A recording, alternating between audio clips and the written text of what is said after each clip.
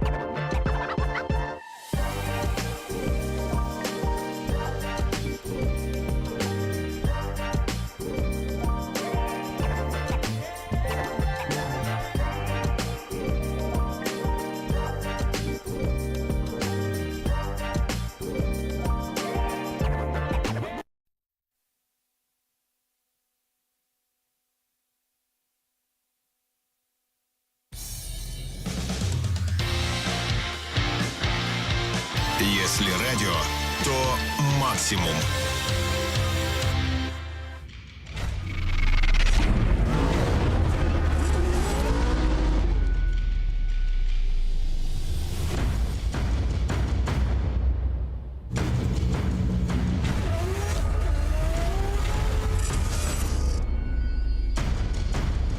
Да, я слышу, только передо мной черный.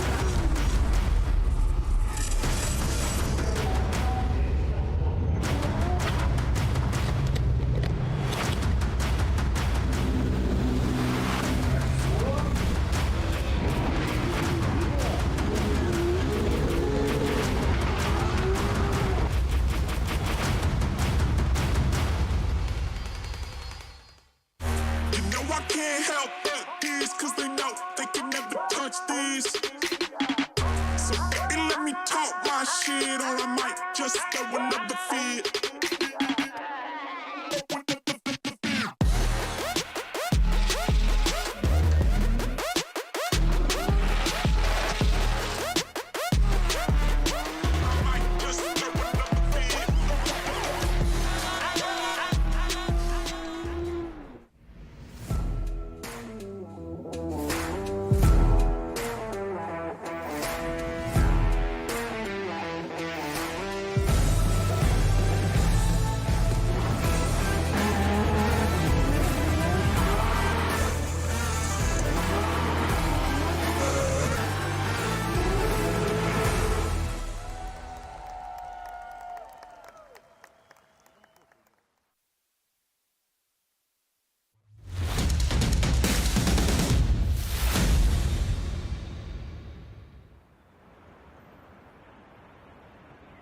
Hello and welcome to Series Federal Territory and Sochi Autodrome. They are welcoming VTB final of Russian Drift Series 2023. A whole month we've been waiting for this moment, and finally it's here. The 7th stage, the closest one to as far as the gap in the scores between the victory candidates is concerned. We've got 4 mathematical, and of course this is going to be amazingly interesting. This is going to be exciting from the very beginning, from the qualifying. But at first, let's look at the table. Anton Kozlov is the leader of the 6 stages. He and Georgy Chevchan have had not very good memories of the second visit to Moscow Raceway. The leaders of the personal standings almost failed the stage which brought Charles Eng and Evgeny Losev to the top and maximally close to their opponents. And now we've got an amazingly dense finish in the history of Russian Drift Series. In all our seasons since 2010, we've never had such a situation when from the first to the fourth stage we had only 16 scores. You can get 25 in the qualifying. In the tandem runs, you can get 210 more. The gap between the first stages is 40 points in top 32 and top 16. And then you can get 50 more if you make it to top 8. And then the value of every next place reduces, but it doesn't mean that here in this list there is no driver who wouldn't like to win.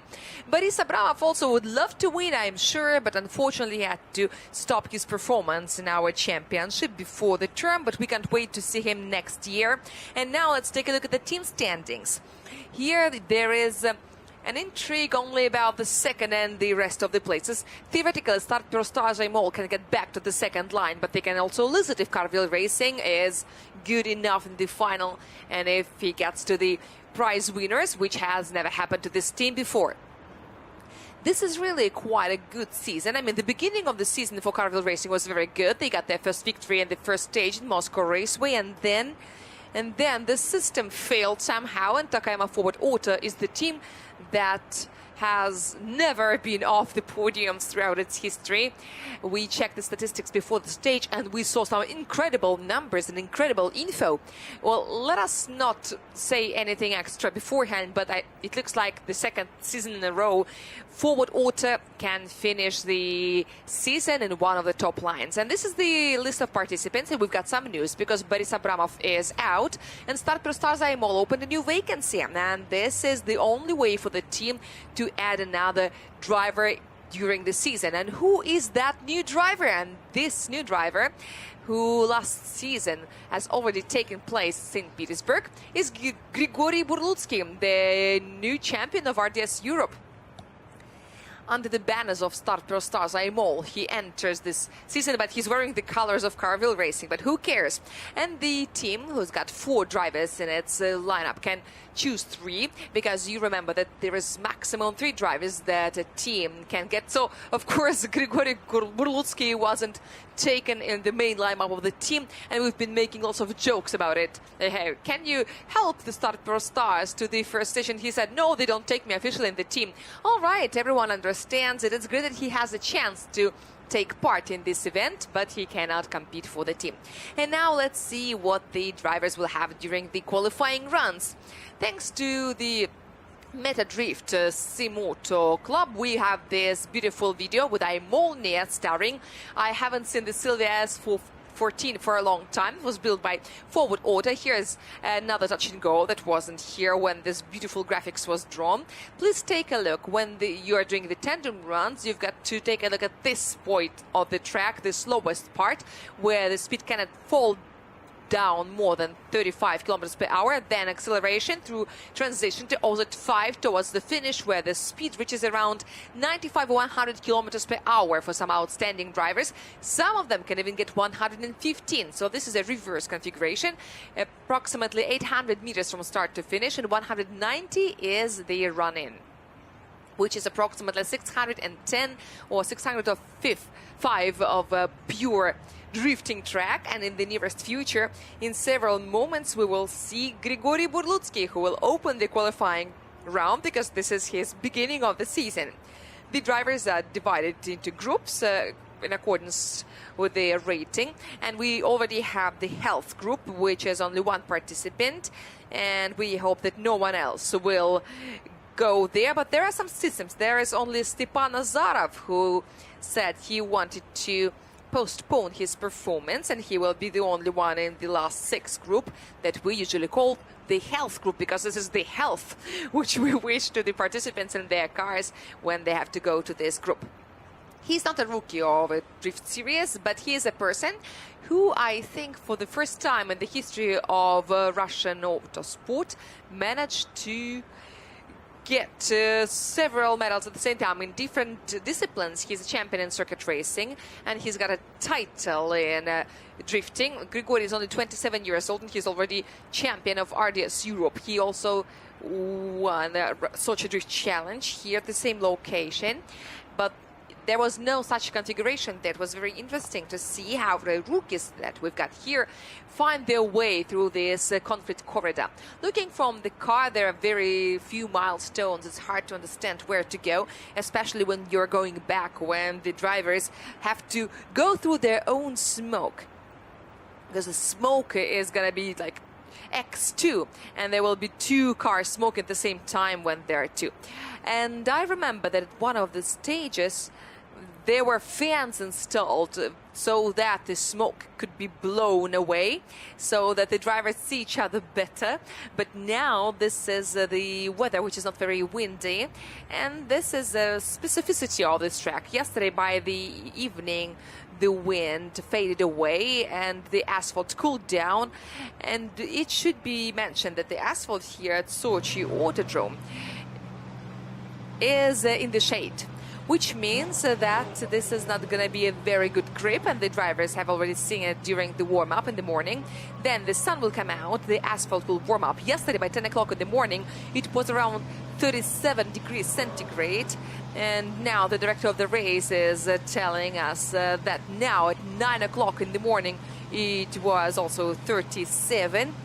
21.5 degrees centigrade is the air temperature, and this is pretty humid because we are close to the sea, and the dew point is very, very close. You can almost touch it with your hands, and the wheels also feel the dew. And yesterday, by the end of the training session, Sergei Kabargin unfortunately tested his car for strength, and he tried the Tech Pro barrier and the Miridiatulin wall, which is now protected. And this Miguel also got there, but thankfully that was not very severe for him.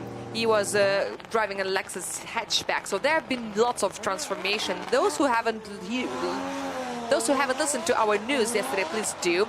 And this is Grigory Burlutsky opening the qualifying round of the VTB final of Russia Drift Series. This is the beginning, and Grigory Burlutsky makes initiation on the way to Ozet 1. Then he does a transition, and this is the second zone. And then you've got two slow... Oh, yes, this is a zero, unfortunately. This is the critical mistake, one of the critical mistakes that can happen to you that zeroes down the entire score. And now, while we are living through these moments together with Grigory Burlutsky, we will take a look at the statistics. Yesterday, Grigory had some technical problems with this new car, which is Eurofighter BMW. There were some electric disorders. That is what we spoke about during the season, that not all the drivers, not all the teams, when they design their racing cars, actually take a look at the electric power in their cars. This is a very widespread mistake. The fans and the control of the car can sometimes intervene with each other, and the generator capacity may not be enough, and therefore they have to make up different kinds of solutions, put different kinds of adapters or reduce the capacity of the fans, but this can cause lots of troubles. And this is Sergei Kabargin on his flanker that has been repaired. Flanker with V8 engine that yesterday crashed into the wall. And the fearless driver and the creator of Flanker, Sergei Kabargin, is reaching to the wall, and this is a kiss the wall and then backward, and he crashes into the wall again. It could have been so cool if he hadn't stopped down. And yeah, this is what the reason was. That it was about the rear suspension. This is not the mistake of the driver. It looks like the suspension on the rear is tired and too much load on the wheel. And finally, there was no touch at first, yes, but there was a contact here. This is the moment when the car crashed into the wall. The flanker doesn't have a big bumper. Now there is none left, and now this is the result. This is a zero. Perhaps he may go to the health group because the car requires some maintenance, and the health group is only one attempt, and this is one attempt that is left for Sergei Kabargin. This time Sergei Kabargin was taking it slow at the acceleration. It was 137 kilometers per hour. The average speed at the run-in is 150 kilometers per hour, and the judges promise to penalize those drivers who don't reach the speed of 140 for the style. So Sergei Leonidovich was risking his style score, and now this backward caused much more risk. Yevgeny Spirin, who is having his 10th stage in his RDS-GP career, but in fact the driver from Novosibirsk has had many more. But here in RDS-GP he is having his first full season on board a car that is ideologically obsolete, but this makes it even more interesting to watch, because we can see how Yevgeny Spirin is getting used to this top league, and the progress is really visible even with a naked eye. If we try to compare his first runs at Moscow Raceway, what we saw yesterday, when he was here on the new track for him, that is amazing progress. And the technical capacity should be also improved. Now also 1 is done, then the transition, then also 2 is very good and correct line, just press it on time and start speeding up. 1 wheel was outside, but it's fine, and then he takes a transition. The speed there is around 70 kilometers per hour, and then he speeds up and more towards at 5 and hardly reaches it, and here he chooses almost the most narrow line possible and he finishes. I'm taking a look at the car body. I don't see any marks or any traces of damage, but that was quite a productive run. It was okay, 144 kilometers per hour at the run-in, and the penalization begins when the speed is below 140. And here at the pin, the speed must be at least 30 kilometers per hour. The question is, was a gap between the wheel and the line, because only when the gap is there the drivers will be penalized. But we could see perfectly that the width of the line, which is the borders of the track, is pretty big, and you can hold on that line, and the line itself is so thick that you can actually ride a bicycle in it very easily. And you can see that a lot of work has been done by the driver, and here you could see that Yevgeny was pressing the accelerator pedal before that white line. It is not very long, but this is a marker that shows the judges that the driver is doing it right. Several seconds he was sliding on 3 wheels, and touch and go, the new touch and go, which is touch and go 2, which is there to ensure a rounder line of the drivers, was finally missed. But nevertheless, globally speaking, this run looked pretty fine, especially recalling how many difficulties Yevgeny Spirin had at the beginning of the season. And as a person who is very close to Yevgeny, I could tell that these difficulties were mostly mental, because Yevgeny is a person who knows how to steer, who knows how to press the pedals, so I don't doubt that. But figuring out his own anxiety is quite hard for him sometimes. But now he's tasted RDS Grand Prix, and now he feels at ease in this environment. 24, 32 and 25, which makes a total of 81. A lot of penalization from Maxim Akhtyabov, and this is the board of judges. Maxim Akhtyabov responsible for the line, Anton Novikov for the line, and Vladimir Safonov is responsible for the style, and Anatoly Sherbak is preparing for the start. Okay, we continue very rhythmically. We had some delay in timing. I hope we don't finish the round in the twilight, because the qualifying may matter a lot, and those drivers who find themselves in the bottom of the rating may have to drive the coldest time of Sochi Autodrome. This is Anatoly Sherbak, who is now driving his car that has lost a lot of weight. It has lost 50 kilograms, and now this slim Silvia S15 is doing kiss the wall at the approach to Auto 3. It should be mentioned that it didn't really shake the confidence of the driver. He is going to Auto 4, and then Anatoly appears from underneath the bridge, and he makes a wider line than Yevgeny Spirin. We compare the runs. I hope that this run will also be productive, and this is doubtlessly very good. 148 kilometers per hour at the run-in, with 140 being minimal. And it should be remarked that you can see that a lot of work has been done about the suspension. The adjustments were done correctly, and the 4 kilometers per hour difference at the run-in actually make a lot more difference in the line. The wider line of Anatoly, even maybe excessively wide, because he had 1 wheel outside, really show us how the connection. You can see that the line and the speed are interconnected.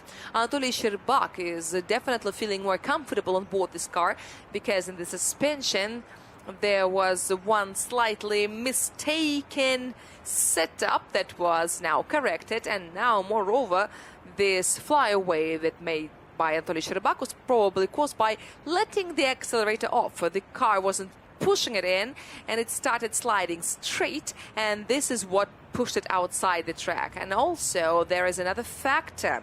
In Russian drift there are drivers who make the rear part of the car of metal, not of plastic, which in such situations causes some very rough corrections and even collisions with the wall. And here you can see that the work done on the car body has been very big, and so such kiss the walls don't really cause any corrections or any other bad circumstances. You can see how much smoke is there, the cloud of smoke and the sunshine coming through it. Well, this is not the most powerful of the cars. I've spoken to Nikita Shikov, and in the rear wheel he's got the speed of around 200-250 kilometers per hour. You can imagine how much smoke Groza can generate. But you could also say that it was one of the smokiest cars ever, and also one of the most powerful ones, and very fast reduction. And for such drivers the smoke is really a big problem, because when we are coming back to the finish they don't see anything through their own smoke. Anton Dmitrienko is now on the screens representing Irkutsk, and he will finish the first run of the first group, because Stepan Nazarov, who is supposed to go in the same group, will come later in the health group, which may have more drivers, even though we haven't had any official announcement. And now we see the replay of the Furidashi. And this, by the way, he didn't only let the accelerator go. He made an unchaseable run. And an unchaseable run is a big thing. I don't know how serious the judges are about it, because unchaseable runs can be also done in solo runs. But we'll see when we have the score. We'll find it out very, very soon. Yes, we've got some pretty good score, but it should be noticed by everyone, because this is quite dangerous. Sometimes it's hard not to let it go, especially when you're about to crash. But on the other hand, letting it go is quite dangerous, because you can zero down your entire run and let it go completely. We've got 30 drivers at this moment, 30 entries in the entry list, and only 2 leaders can have bye runs. Is it worth saying how much the top 4 drivers wish to make their lives a little easier and to go to top 16 directly? But 2 places for 4 is not that many. And yes, this is unfortunately a 0. Another one, the third 0 in the first run. And this is what the judges spoke about. This is the Furidasha thing. Judges do not recommend to initiate into a big angle, because a big angle inevitably causes such adventures, loss of speed, you slow down, and then the vector also changes. The vector goes wrong, and therefore the car simply pushes inward, and the task is to go wider on the big curve, and therefore the initiation has to go into a medium curve. Arkady Seregratsev asked whether he could make it smoother in a safer way, and he was answered that yes, you could, because this is an example of what Arkady Seregratsev is good at. Apart from being the reigning champion of RTSGP, he is also a very good verbal manipulator. He knows how to formulate a question in such a way to get exactly the answer that he wants and he needs. I've had such situations when the initiations were pretty energetic and fast, but the angle was still medium. So, of course, it's easier to slide, and those who have tried practicing just for self-development in winter, for instance, they know that you press the clutch, then you press the handbrake, and then you just wait until the angle gets to the required value, and then you let the clutch go, and then you continue. Here, this is all different, but it doesn't mean that the medium angle means slow initiation. I don't know how strict the judges are about it, and especially Vladimir Safonov, because he is responsible for this style score, but well, slow initiation and medium angle are not the same things. Grigory Burlutsky needs to save himself. This is his first time on this track with this car. Now he's wearing the title of the champion of RTS Europe, and he's got to be very careful on one hand, but on the other, he's got to go through this very slow part. Yes, it was slightly narrow, but who cares when it's so important just to get to the finish, and the return track is slightly shorter because he doesn't take one touch and go, which makes you win several more meters. And Grigory Burlutsky finally manages to do it. Bravo! It looks like he has not got enough speed in the pin, and looks like this is the reason why the line was so narrow, but the place is very difficult, and I've seen some very good drivers making mistakes there, and this is the first example of extra slow speed. 29 kilometers per hour, 1 meter slower than allowed. I don't know whether he would be penalized for that or not, but let's just keep it in mind that the minimal speed in the pin is 30 kilometers per hour, and this is a reference point for the judges, and in the tandem runs this is especially important. But the approach to this OZ3 is specifically described in the judges' task. When you go through OZ2, you've got to smoothly reduce the speed, and you could see that Grigory Burlutsky was pressing the two pedals at the same time. Here at this moment, you are not only reducing the speed, you're supposed to increase the angle, and the curve of your angle is supposed to go smoothly, gradually up, and then it must reach the maximum to OZ3 and then stabilize in there, and only after that, as you slide to OZ4, you reduce the angle. So that is not a simple task to manage. There are not so many drivers who can do so. And by the way, traditionally, Charles Ang has always been good at this aspect, but I didn't see it yesterday. And if Anatoly Sherbak, for example, in his qualifying run has done a lot of progress compared to the training, Anton Dmitrienko was doing very good yesterday. Maybe it was not like mind-blown, but he looked very stable. But now something shook when he was going on his qualifying run. But it happens. Everyone has nerves. That's what we always say. Yevgeny Spirin is now in the starting line. He had 81 points in the first run, and now we're waiting for the score of Grigory Burlutsky. And the question is whether he can make it, but we all understand that if we've got 30 participants, you just need to get any score, anything, and you will make it to top 32. And then this is a different life, and then anything can happen. We already have a club of 2 champions who lost it in top 32. Oh, this is 79 points. Nothing can be good, nothing can be bad. The worst qualifying result is 2 zeros, but I hope we don't see it today. And even Stepan Azarov, who has only one attempt, also has a chance to make it from start to finish and make it to top 32. This is not that easy, even though the score section of the track is not that long. It is pretty complicated, but it's also beautiful, isn't it? Many people love this track, and this is so good. There are no areas for the drivers to fly away from the track, so this makes this track especially exciting. Yevgeny Spirin is very close to the wall, and now he is in OZ3, opens up, and here maybe a little bit narrow at the exit, and diagonally in OZ4, and whoa. I think that the driver would never do it on his own. I think this is a technical problem, because there was no reason for him to let the accelerator pedal go, because you're supposed to speed up. And as soon as I wanted to praise Yevgeny Spirin for his courage, he does this thing. 148 kilometers per hour at the initiation, and he had 144 at the first run. So it looked like he felt so nice and easy. Looked like he was ready to show something very good today, but well, unfortunately it all went wrong in the end.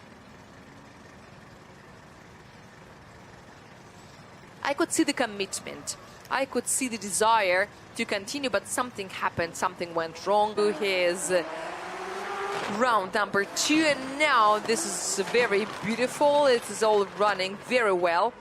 without kiss the walls now, too much of handbrake, and then he's pressing the accelerator to the first Adidas, and the rear wheels are responding, so everything is then correct according to the task, even though there are some mistakes on the approach to the zone, and then he takes a touch and go on the way back, and this is the third one. I remind you that when the zones are double, you need to look at the further one. 149 kilometers per hour at the initiation, but compared to the first run, it was slightly blurred. It was not very clear, but the speed in the pin was 35 kilometers per hour. 35 is a nice and working speed. Hardly anyone goes faster. We've seen some outstanding 40 plus 42 kilometer per hour runs, but this is the perfection. And was it Roman Tivadar? I think yes, it was Charles Eng, and by the way, Andreas Stapov also did very well. During the practice yesterday, he was the only one, he was the first one to go properly when the judges were already upset, because at first they were rookies who really needed that practice, who needed to gain experience in this specific track, and then everything was going wrong and wrong and wrong. And some drivers still couldn't make it up by the end of the day. We will speak about it later when we have any reason and time.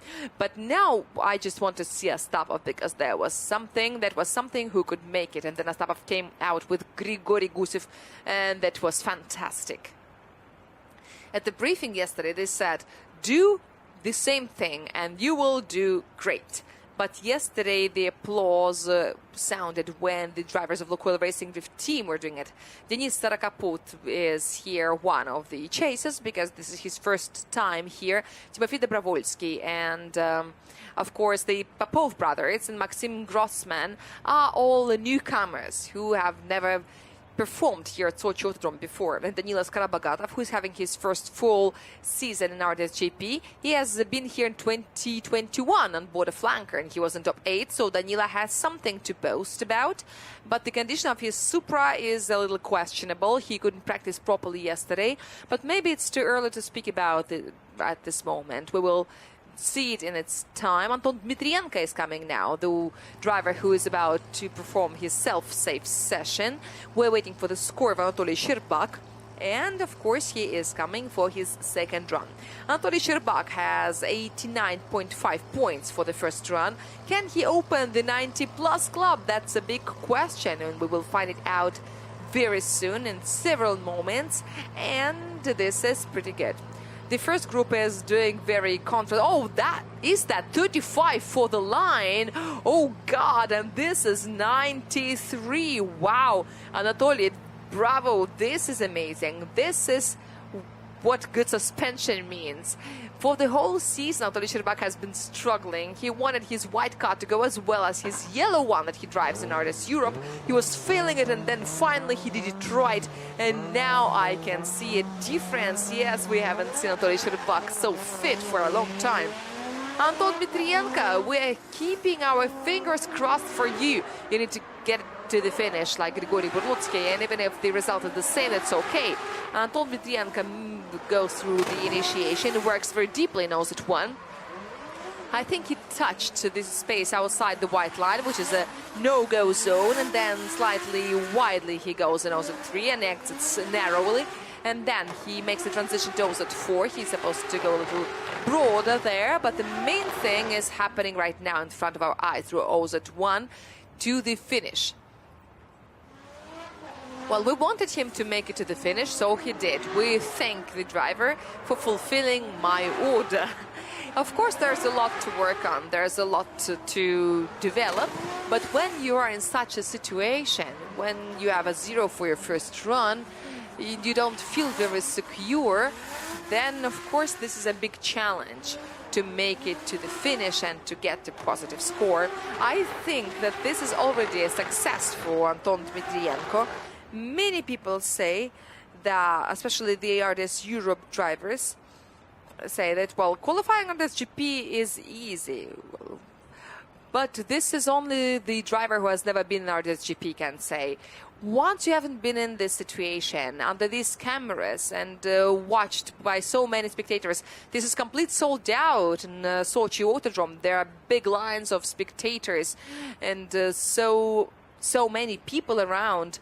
All 7,500 tickets have been sold. Only a couple of VIP tickets were left, and I think they are sold out now as well, because this is a historical event and it will take place today or tomorrow. We'll see either a new champion of RTSGP, and this is a Mega Elite Club, or we will see the first four-time champion of RTSGP in history. So whatever happens, this is going to be historical. And another historical event is that the people who are buying the tickets for the VTB final of Russian Drift Series Grand Prix 2023 have a chance to see this configuration for the last time. Now let's take a small advertising break and then we'll be back.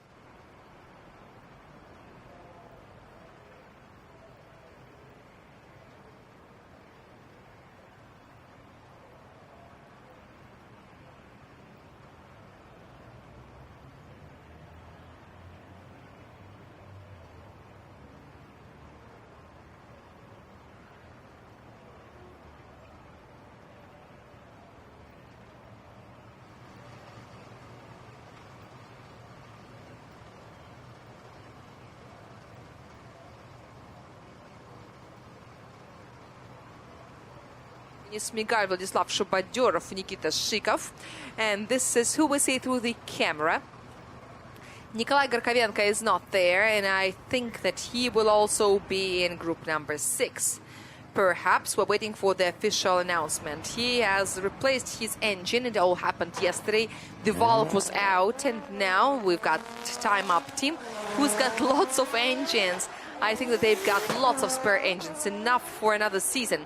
Ilya Popov from Felkry Dark Side, one of the rookies of the season and one of the rookies of this final at Sochi Autodrome. He almost reaches to the middle line of the editors, and now he is doing very well. Now they'll press it, and then he rotates his car around the pin, and now the car is making transition to at 4, and then another transition, and here is a little correction made and a narrow line, but no problem with the touch and go 3. During the run, you could see how Ilya Popov is making his suspension articulate. The suspension is rocking here and there. It's a counter shift before the counter shift for the counter shift. But for the Popov brothers, this is their home stage because they come from Sochi. We've got quite a lot of drivers who now live in Sochi. Roman Tivadar, Popov brothers, and Arkady Tseregratsov is also a driver from Sochi in many ways. Grigory Gusev has been staying there. He calls his car Adler Fighter, and the major part of his team is here. Of course, he flies back home to Nakhodka, and he flies to Sochi on a regular basis. But wow, did you see these interesting artifacts? Okay, so whatever. This is a very... There is no other home stage for Grigory Gusev, and yesterday's practice showed that he feels very comfortable in between these walls. And we are 8,000 kilometers away from his home.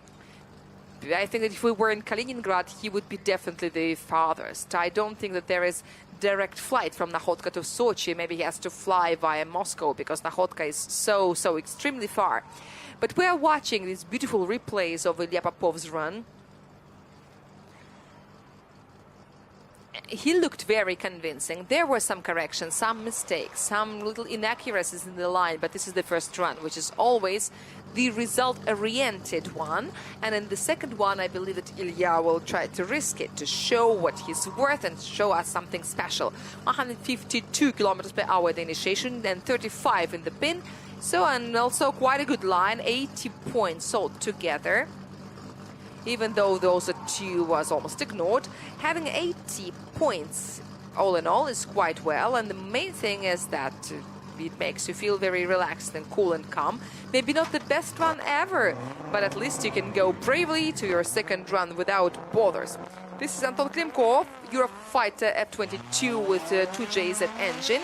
Anton drives all the structure, and he is now going to this 200-meter run-in.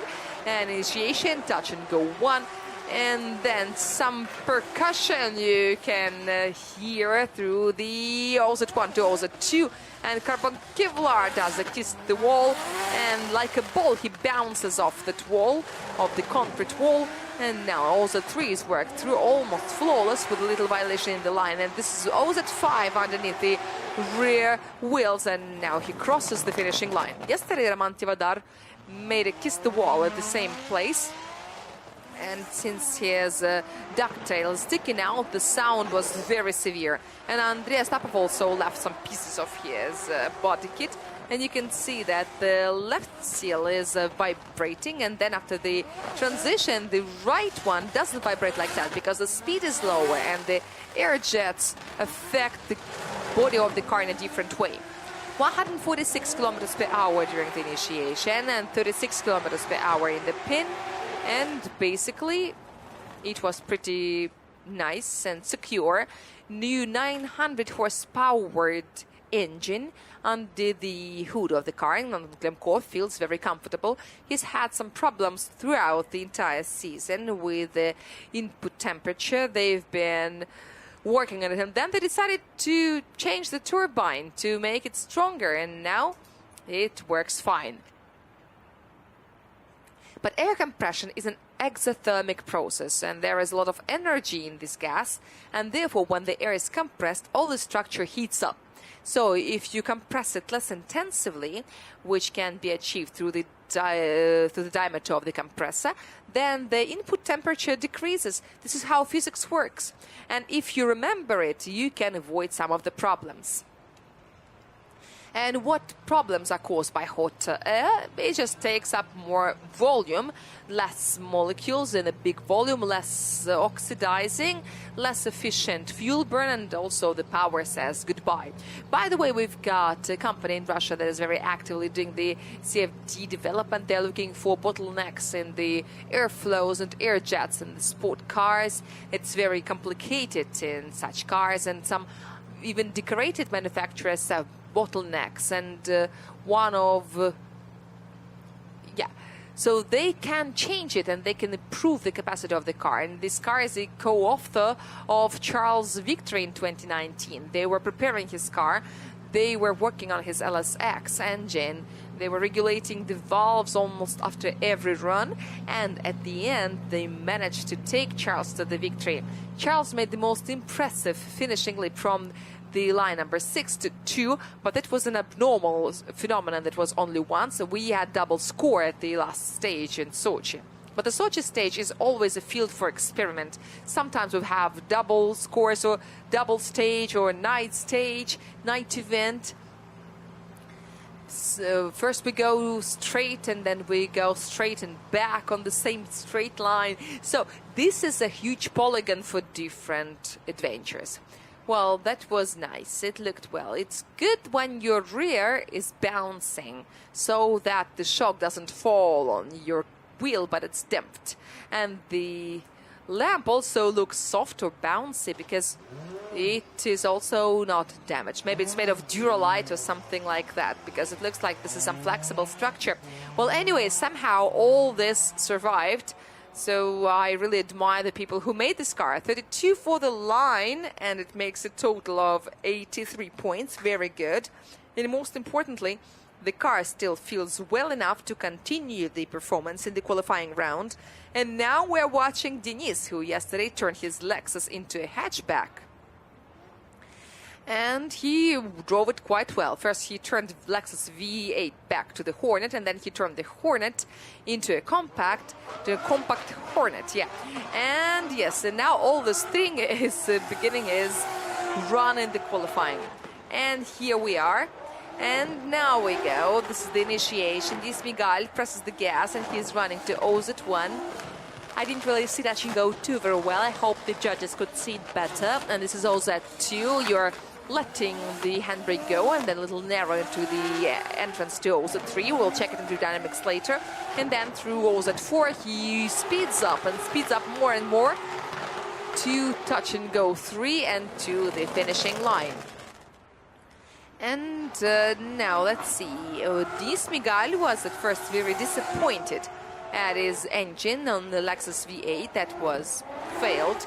At first it looked like the car and the engine were created for each other, but finally he had to come back to his roots, even though the roots are the LS, whatever. And Denis drove well on board the LS, and you could all see that when Denis was coming back to B46, you could see that not very strong, but it was so good for the driver. It's such a good match, and because sometimes Denis made us forget about his skills, but when the car is a good match for him, he can be surprising.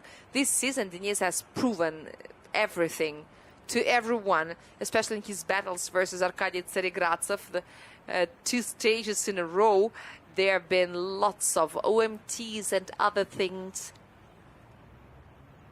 A lot of stress for all the drivers. But Denis has proven that he has very good, strong nerves, and he knows how to steer in the right direction.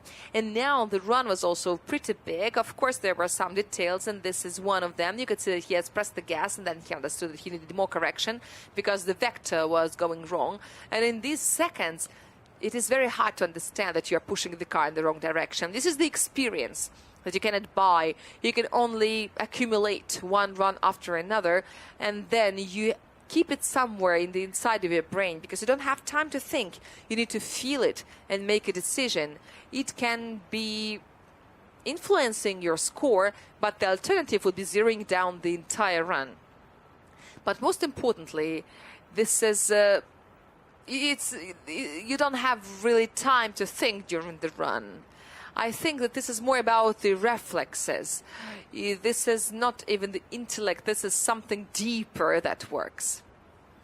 Our head is made in a very complicated way, and this is all about the motor function, I believe, that is working when you're driving. And the total score is 82. Of course, you could see that it would be quite far from the maximum, that it is not what Denis was going for. But this was a productive run. It was good. And now let's welcome the champion of Belarus. This is the official title, Vladislav Shubadyorov. He's coming out for his first qualifying attempt. He has had quite a good season, and lots of people said that he had a very good chance to win a title back at home. And finally, he made this dream come true. We've got one champion more in our lineup. And Vladislav Shubadyorov in this champions title is going on his first line. OZ1, then he makes a transition, and well, yes, he did scare the rear of his car with the concrete, and it was quite a difficult entrance to OZ3 but then he steps on the right-hand pedal, and then he is already on the way back. Only touch and go 3 is left before the finishing line, and he does it 5 meters away from the finishing line. I really hoped that we wouldn't have to analyze the approach to OZ3 and to the pin, but it looks like we will have to do it. This is quite a typical mistake that was made by Vladislav, and here it is. He reduced the angle in the outside zone before this big turn, which will be penalized by the judges quite severely. This is what the judges said during the briefing. We're supposed to increase the angle. 147 degrees at the initiation and 27 in the pin, which is a serious deviation from the requirements. And this is the consequence of all the problems that happened to Vladislav. Vladislav, during his practicing sessions, managed to go through all the marks in both directions, and we had to instruct him additionally about the tasks. And this is the root of the problem. When you broaden out the line, you lose the speed, and then you say, I need some more speed, so I will reduce the angle, and then you make another mistake, and this is when all these adventures begin. This is what you can avoid if you simply aim at the zone where you have to go, not everything you see on the way. And there's also the curve that will be different. When you catch on the early zone, which is the one working on the way back, you broaden out your line excessively, and on the way there's a wall, and therefore you risk meeting this wall with your rear, and therefore you have to reduce the angle, which is another mistake in this point. And moreover, we have to reduce the angle because the speed is not enough, and we know that sacrificing the angle will keep more speed, and therefore you put yourself in a very confusing situation. But still, even though it wasn't an excellent result, he made it to the finish. He's got 75 points out of 100. I hope he does it better in the second run. Not a single zero in the second group, and this is how you can compensate for your mistakes. Maybe this is just a habit, and this is quite easy to get used to it. And I tried and I saw it myself, that when you're looking at the asphalt, you just see all the marks, you're trying to take all of them. But the best drivers need to see what is worth and which is not worth it. Nikita Shikov on board his Graza Toyota Supra, and he's going through also 1 and 2, and then yes, he does kiss the wall and he almost stops and one wheel outside the track, but the speed dropped dramatically, critically.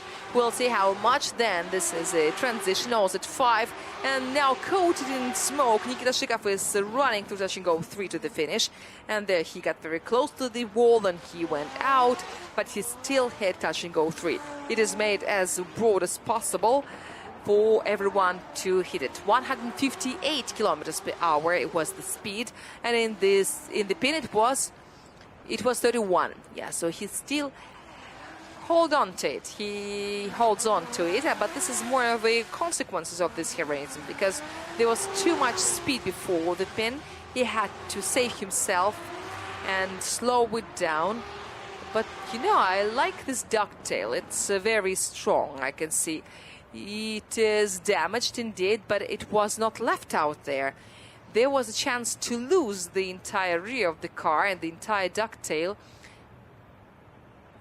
Here he presses the pedal on the right moment, and it reminds me of the St. Petersburg run of Yevgeny Losev in 2022, when he did the 100 points qualifying on the very, very edge. It looked like he somehow glued his car to that line, and he was diagonally crossing also 2, and it was painful to see this, and 3 wheels.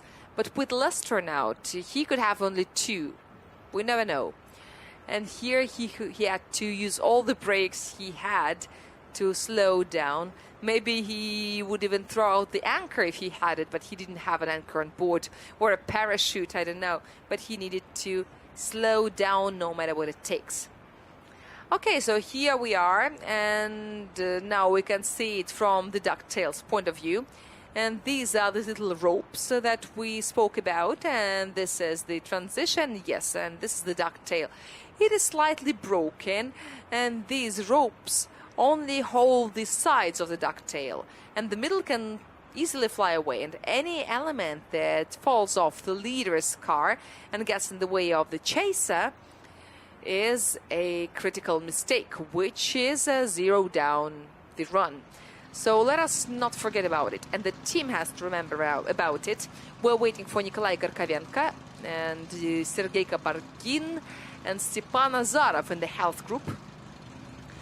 Our health group is growing, unfortunately, but most importantly is that we don't lose any of the participants. We don't want to simplify the life for the victory candidates. And this is 76 points.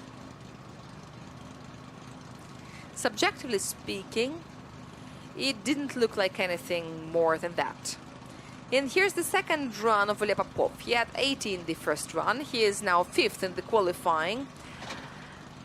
At this moment, Popov Ilya represents Felkru Dark Side, and this is his run number 2. Anatoly Sherbak with 93 points is the leader of the qualifying this far. And now Ilya Popov is making his brand mark initiation, and spotters should remember it, especially Anton Klimko, who often hits Popov brothers. And this is very good transition, a great transition before also 2, and now press it, and whoa! This looks like he really pulls it out. He really does it right. He could go wider here, but it was still very well. And then through OZ 5, he collects the unnecessary touch and go in the reverse side. And he almost punishes himself with this broad line, because he could straighten out earlier, because this is what your configuration allows. But for some reason, Ilya decided to go as wide as possible on both ways. 150 kilometers per hour at the initiation, and 31 at the pin, which is the minimum allowed speed. With the minimum correction at the same time, he gets to the third outside clip, and he leaves it narrowly. And there was a little more of too much of the angle, but at least he remembers that the angle has to be big out there. And then what is important, even if you don't have the biggest angle when you enter the zone, you have to keep it, because corrections are bad.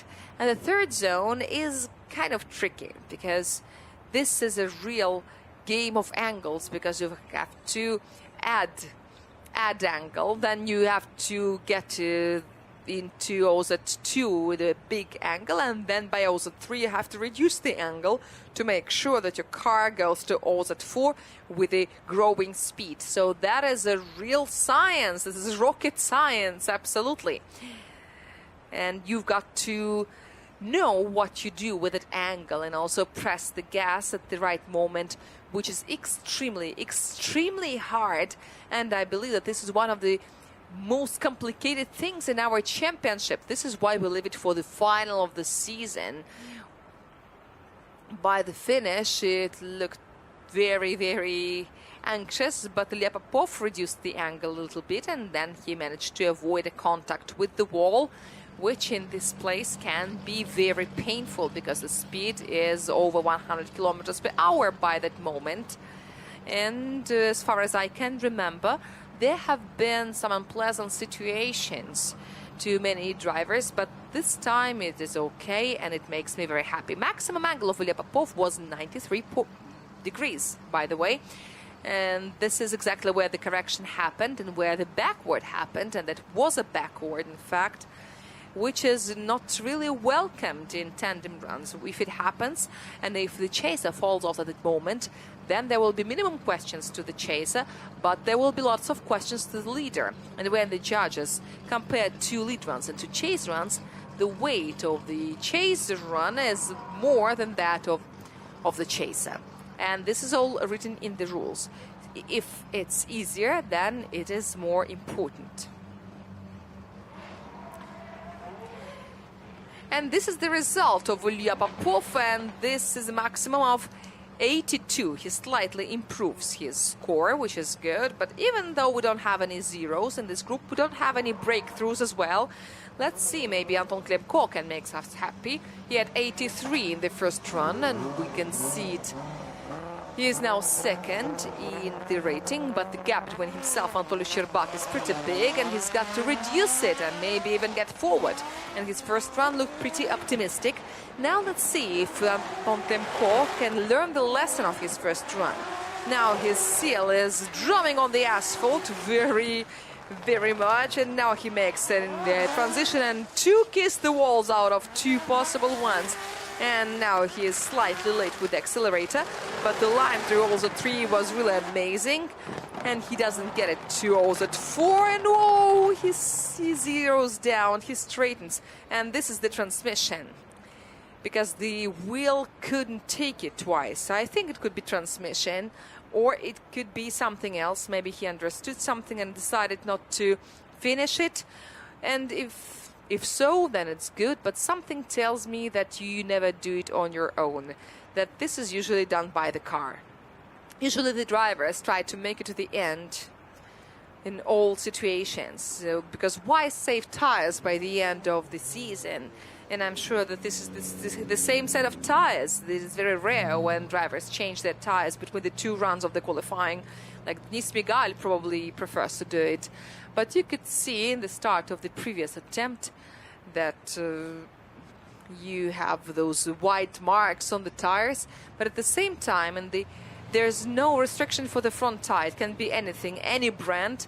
But the rear has to be branded. And perhaps this is why they're marked, so that the random tires are not on the rear, because after the qualifying round you don't see it, but the drivers go through the scales first of all, so that the 1,225 kilograms threshold is adhered to.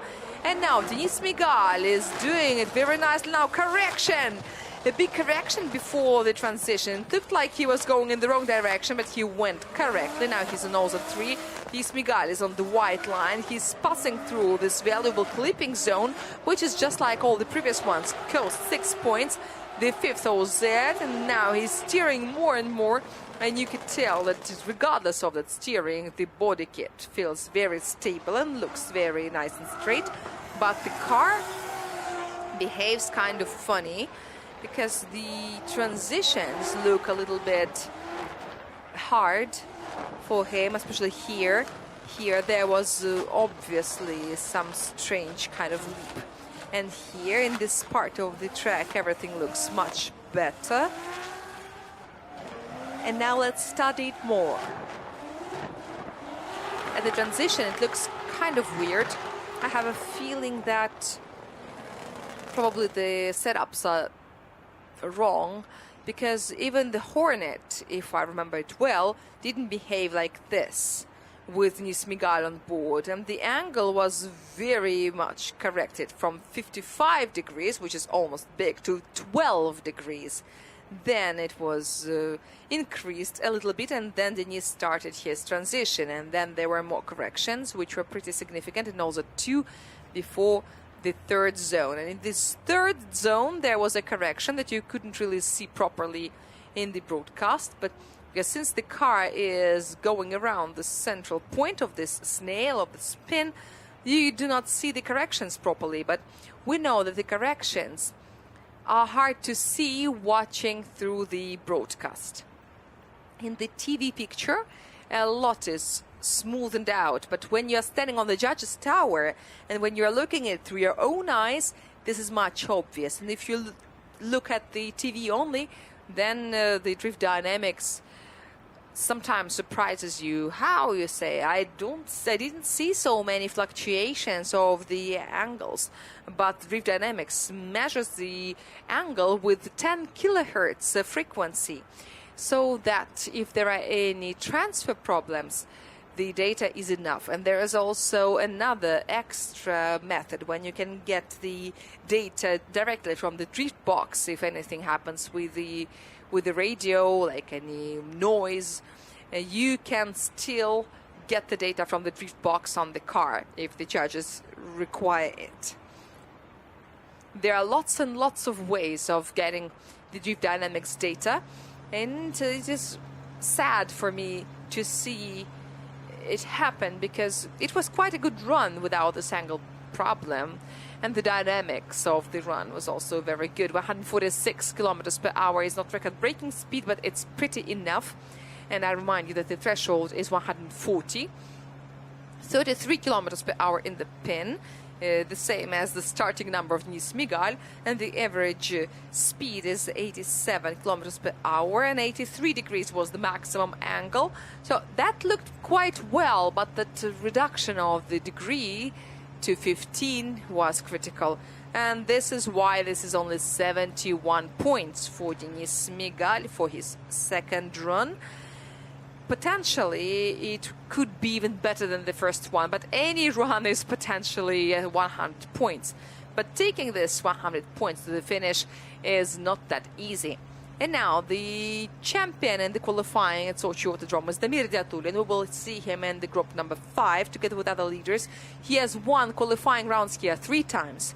Also, Georgi Shevchan and Arkady Serigratsev have been very successful in this and on this track.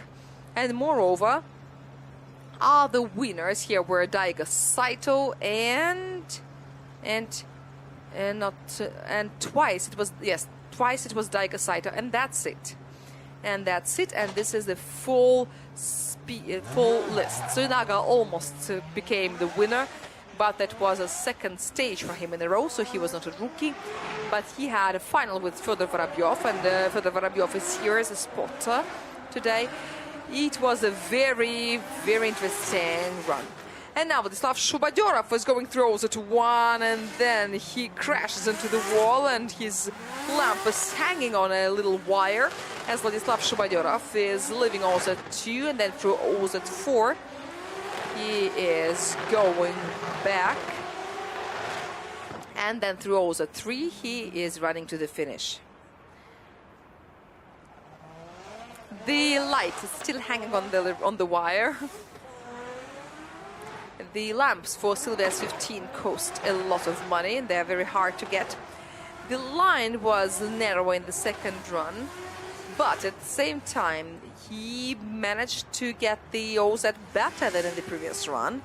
And the same can be said about OZ2, but in OZ3 it was not that flawless. OZ4 also was slightly narrow, and then he made a transition almost to straightening in his second run. I remind you that Vladislav had 75 points for the first run, but this last transition is not... It is related, it is associated with the speed up, with the growing speed, and this is why the judges take it easier when they judge it. But one hand is having a blurred transition, and straightening your wheels in the middle of the transition is a different thing. But the judge's task says that all the transitions have to be sharp. But we have a transition champion. I think that no one can do them in such a way as Roman Tivadar. Sometimes it looks like this is his main KPI that he establishes for himself, to make very nice and sharp transitions. Even when it's not required, we have always noticed that Roman simply switches from one angle to another. And also his car is very inertia-oriented, which also gives some smoothness to its movement, especially in sharp transitions. And his car looks beautiful when it moves. But we will see Roman later. And Vladislav Shubadyorov performed those at 1 very well. And we remind you that all the outside clipping zones, except for the OZ 5, cost the same, 6 points for the angle and for the line. And only OZ 5 is slightly cheaper. I think it's 5 points. It is worth noticing that the judges are trying to understand whether Touch and Go 2 has or has not been taken by Vladislav Shubadyorov. We will now study it under the microscope, whether there was a touch on that rectangle with the wheels. But how can you understand it from this angle? I don't really know. And here all the secrets will be revealed. And now, yes, this is a millimeter, several millimeters, but it still counts. It still counts. So once you touch the line, even if it's 1 millimeter, you still get it. But this is also about the smoke. It's white, and the line's also white, so you can simply touch the smoke. And Vladislav Shubadyov's car is also white in some parts. So this is 31, 31, and 25, which makes a total of 87 points. So there is an improvement, and this is a serious one. But still, no one can reach the result of Anatoly Shirpak. But Anton Klimko was definitely overrun. Nikita Shikov had 76 points for the first run, not a wow-like result for this drive of Carville Racing. And this is his anniversary. This is his 75th stage in his career, something incredible. From the very beginning of Russian Drift Series, Nikita has been walking from season to season, and now he's marched to the second run of this qualifying, and he's doing very well. Here he narrows it a little down, and now he adds more, but this time without the contact. The ducktail has turned into horns, and now he goes narrowly through also 3. And what happens with the transition? I hope this is the magic of the angle and that the wheels were not as straight as I thought. But why do you take the touch and go on the way back? And why do you waste this touch and go 3? Oh, this is not very good, but I have a feeling like everything simply fell apart.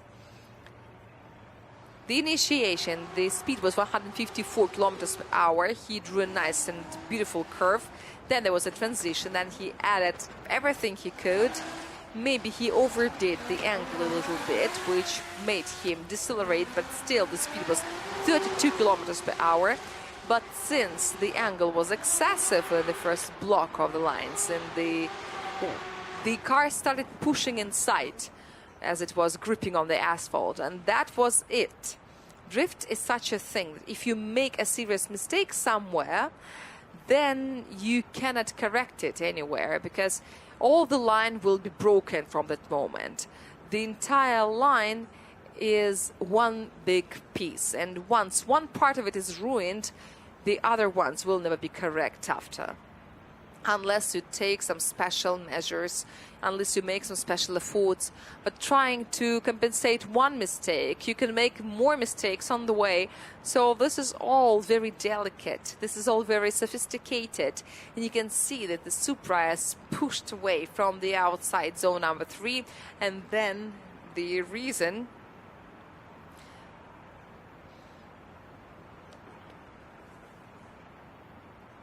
The angle was increasing from 5 to 10 degrees, and it was very slow. It took like tens of meters. That is pretty serious, but is this called straightening? I don't know what the judges say, but it does look like straightening. And there is a question. This is a gray zone in our regulations, and perhaps in between the seasons it will be clarified, because a non-zero angle is an angle. And where is the border that draws this difference between the straight wheels and moving in a drift? It looks like he's just used the recipe of Shubadyov when he touched a tiny little angle of touch and go with a piece of his wheel. That was okay. Here there is a problem, because Drift Dynamics system measures the angle pretty accurately, so we cannot speak about errors here.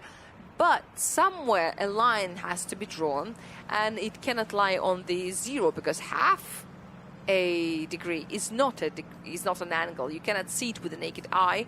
And now the situation looks like if there is a couple of degrees, the judges have to consider it to be drifting. But even 5 degrees of angle is impossible to identify with the naked eye. You cannot tell a difference of 5-degree angle and a 0. You can take a pen, you can take a ruler, and you can try to draw a 5-degree angle, and it will be very hard to evaluate. And perhaps some of our constructors and builders should learn how to do it better. Okay, so this is 29 for the angle, this is 68.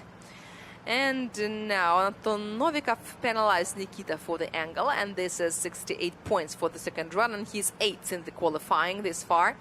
But we've got 3 more full groups, plus the health group.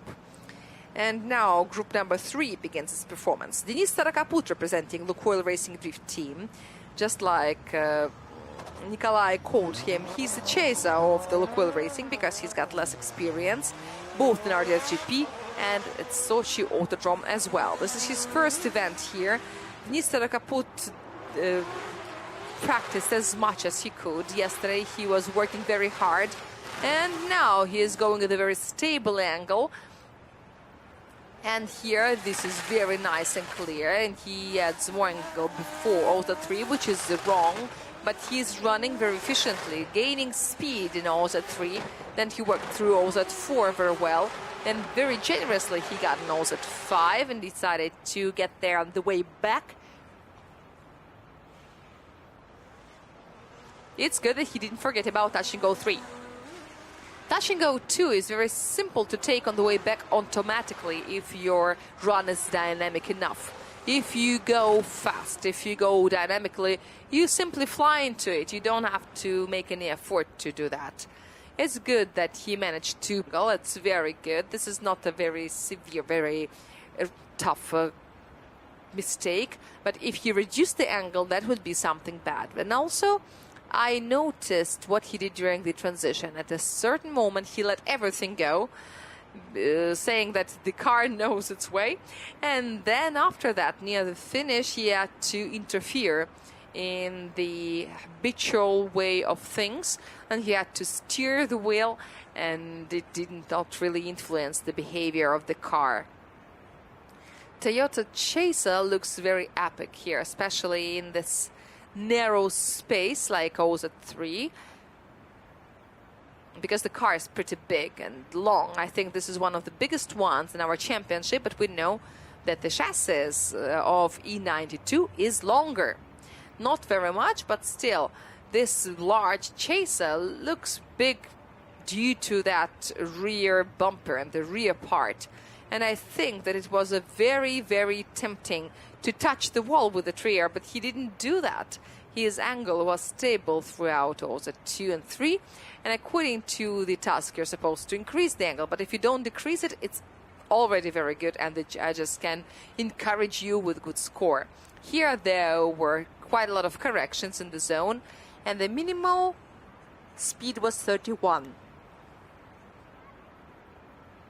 But speed and angle are different criteria, and there can be different performances in both.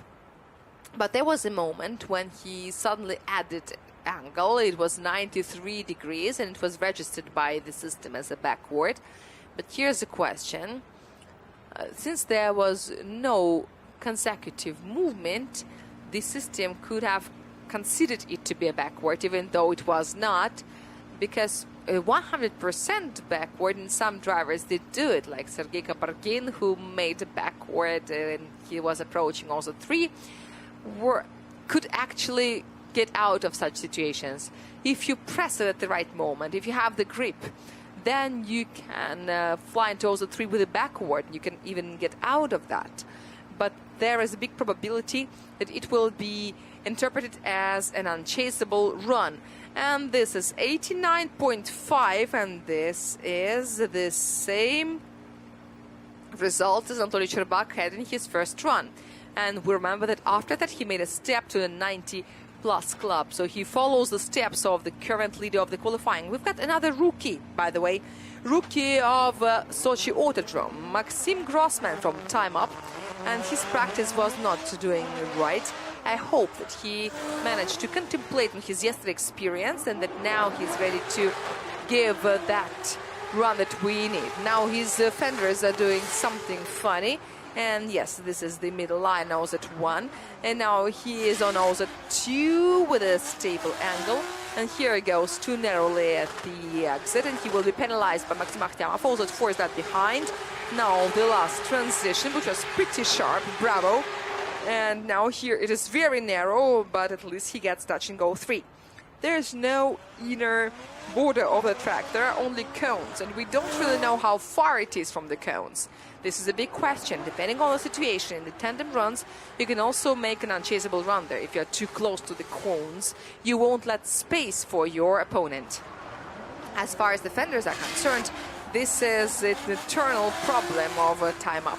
The cars are eating themselves with their wheels, and I thought it just hadn't been fixed after the previous stage, but this is a new one, and the car simply chews it up every time, all the time. And Leonid Schneider has got a Mark II that is now more different from Maxim Grossman's car, not only in the color. They are wearing different body kits. This is the body kit that he's been waiting for. He wanted to install it in between the seasons, and now finally it's here, even though it's only one copy. And now Leonid Schneider will do his run immediately after Maxim Grossman. Compared to the practice runs, this was much better. It was much more organized, and most importantly, now there's rhythm that was lacking during the practice. It gave me the feeling that this Frankenstein was made up of different uneven pieces, and you could see the thread it was all sewn together with. But at the finish, as he was running to touch and go 3, made a strange impression on me. But generally, the run looked like something one, unified and whole. I think it takes time for all this experience to settle, to pull it all together, to get it back together like puzzle pieces, to digest it all and convert it into something useful. And now it's much better than what we had yesterday. The fermented experience, but this is not the same process that happens, where, but this is something very good, and this is the new body kit that we've been talking about. And by the way, speaking about the average speed, 86 kilometers per hour, that was the Maxim Grossman's. We also have such a parameter as the time, the turnout time, and Denis Starakaput. This is not for the judges. This is just a number that we can use for fun. Maxim Grossman finished his run 2 seconds faster than Denis Starakaput, which means that his line was straighter, and he's got a total of 88 points. That looks beautiful. 88 points. He multiplied his starting number by 2, and he's got a result. Now, Leonid Schneider, if he multiplies his number by 2, it will not be enough. He needs to multiply it by something more.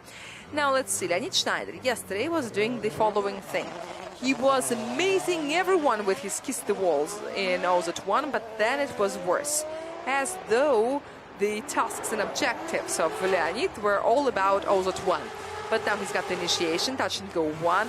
Now there is a gap between the bumper and the wall, and then he makes a correction, and then he ignores OZ2 and goes narrowly into OZ3, and now he's very narrow going to the exit and the entrance, and now he's OZ4. He has to make it in a better line, and with some correction through touch and go 3, he finishes the run. It looked like a safe run to me, 154 kilometers per hour at the initiation and 35 in the pin. It's quite narrow, but the speed was fast. It was a circuit-style run, but here what happened with the angle?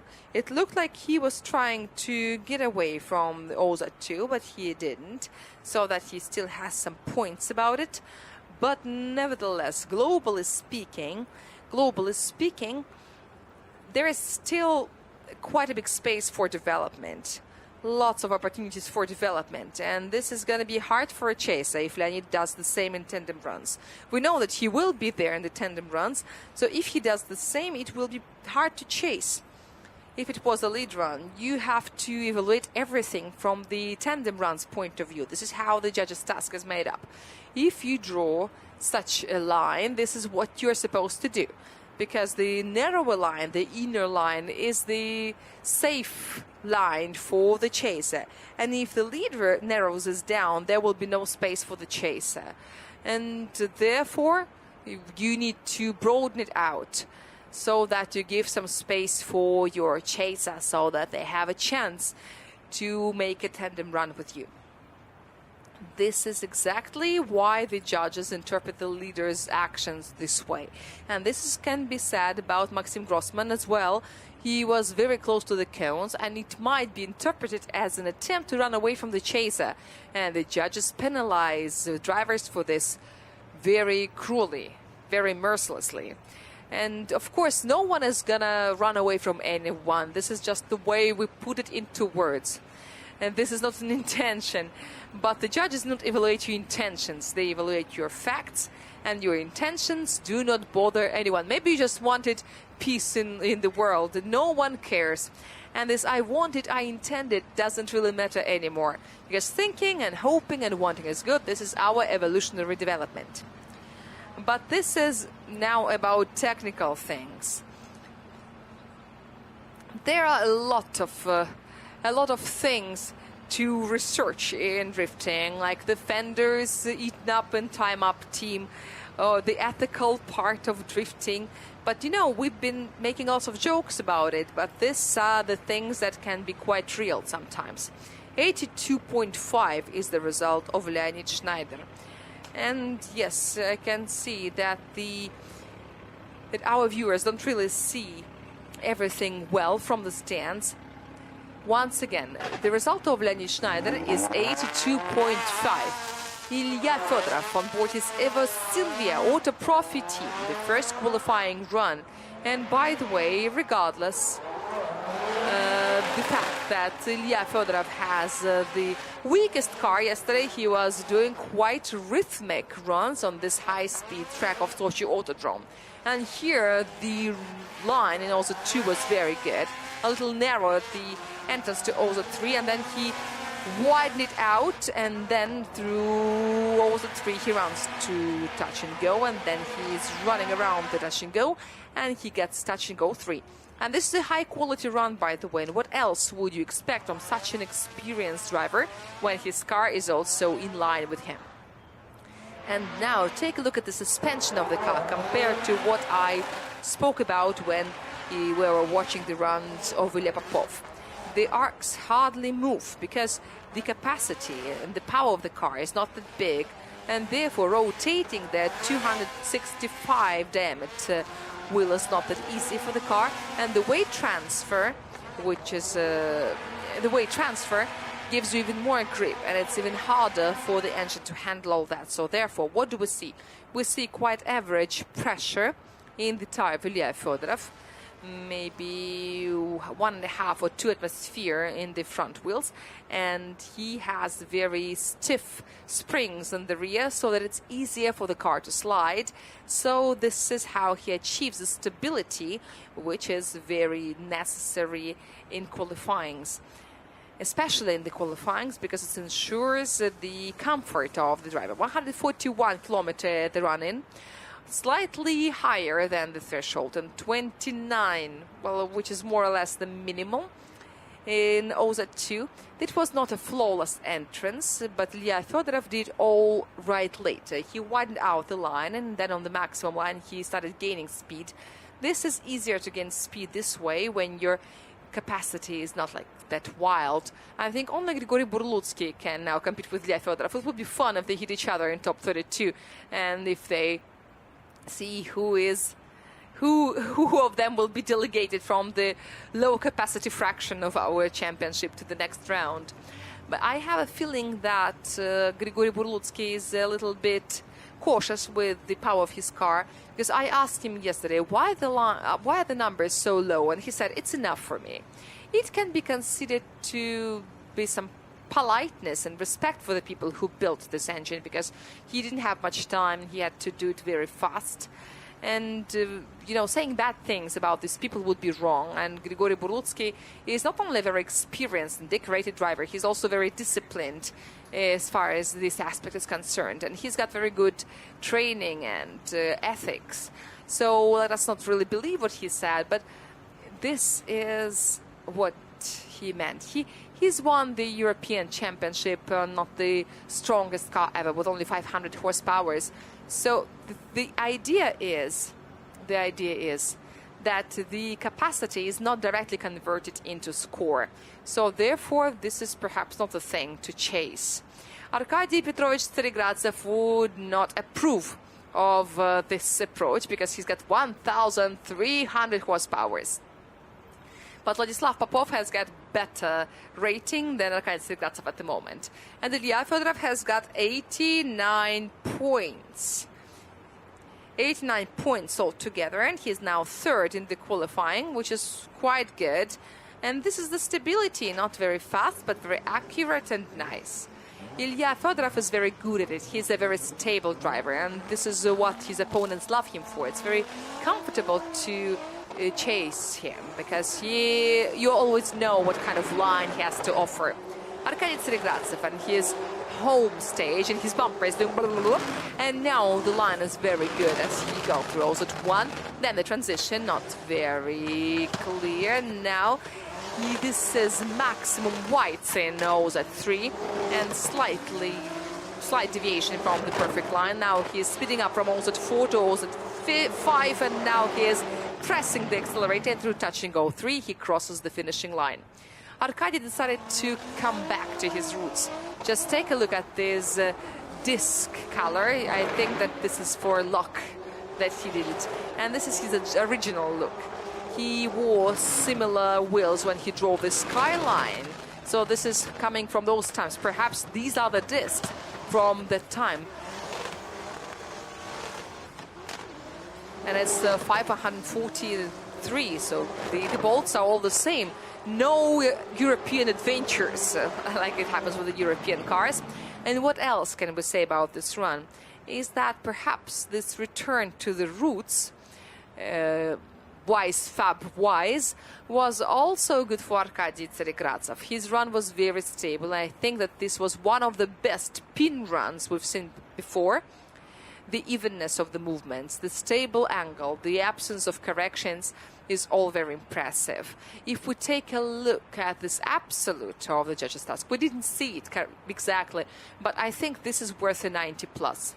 And once in the same place, Arkady Tseregratsev made a very beautiful thing on his Skyline when he flew into the pin very beautifully, but no one remembers it after the fires on the Z. Now these fires you see everywhere in the promotion video of Falcon and everywhere. And now the entire car is sort of trembling. This is the focus of our attention. What is trembling, what is shaking? Tremor of some parts of the cars is in the center of attention. This is not even Weiss Fab style. There are some questions about the OZ5, but it's not as expensive as the other ones. So, okay, we can just let it go. And in also at 1, I think that there are some doubts that Maxim Akhtemov has. At least he asked to repeat this part of the run. I don't know whether we can see it because the judges have their own broadcast out there. And this is... And former teammate of Arkady Tseregratsev, Alexei Vakhtin, is also there. Alexei Vakhtin is definitely nominated to be the breakthrough of the year. And now we can make jokes about Alexei Vakhtin releasing from the pressure of Arkady Tseregratsev. Everyone has been speaking about his luck, but you can make lots of jokes about that. But now we're drawing results of the championship of the year 2023. And you know, many drivers at a certain moment were lucky. But using this luck in the correct way, using this chance, requires a lot of discipline, skill and experience, and Alexei Vakhtin could manifest all these qualities. We've got the victory of Vladislav Popov, which was also a very big achievement, one of the surprises of this season, one of the achievements of the season, one of the breakthroughs of the season, and it achieved at the 6th stage when we saw 2 rookies in the final, the youngest final in our history, when all the decorated drivers were making one mistake after another, except for Evgeny Losev, perhaps. 22, 23, and 29. That makes a total of 94. Yes, we've got a new qualifying leader at last.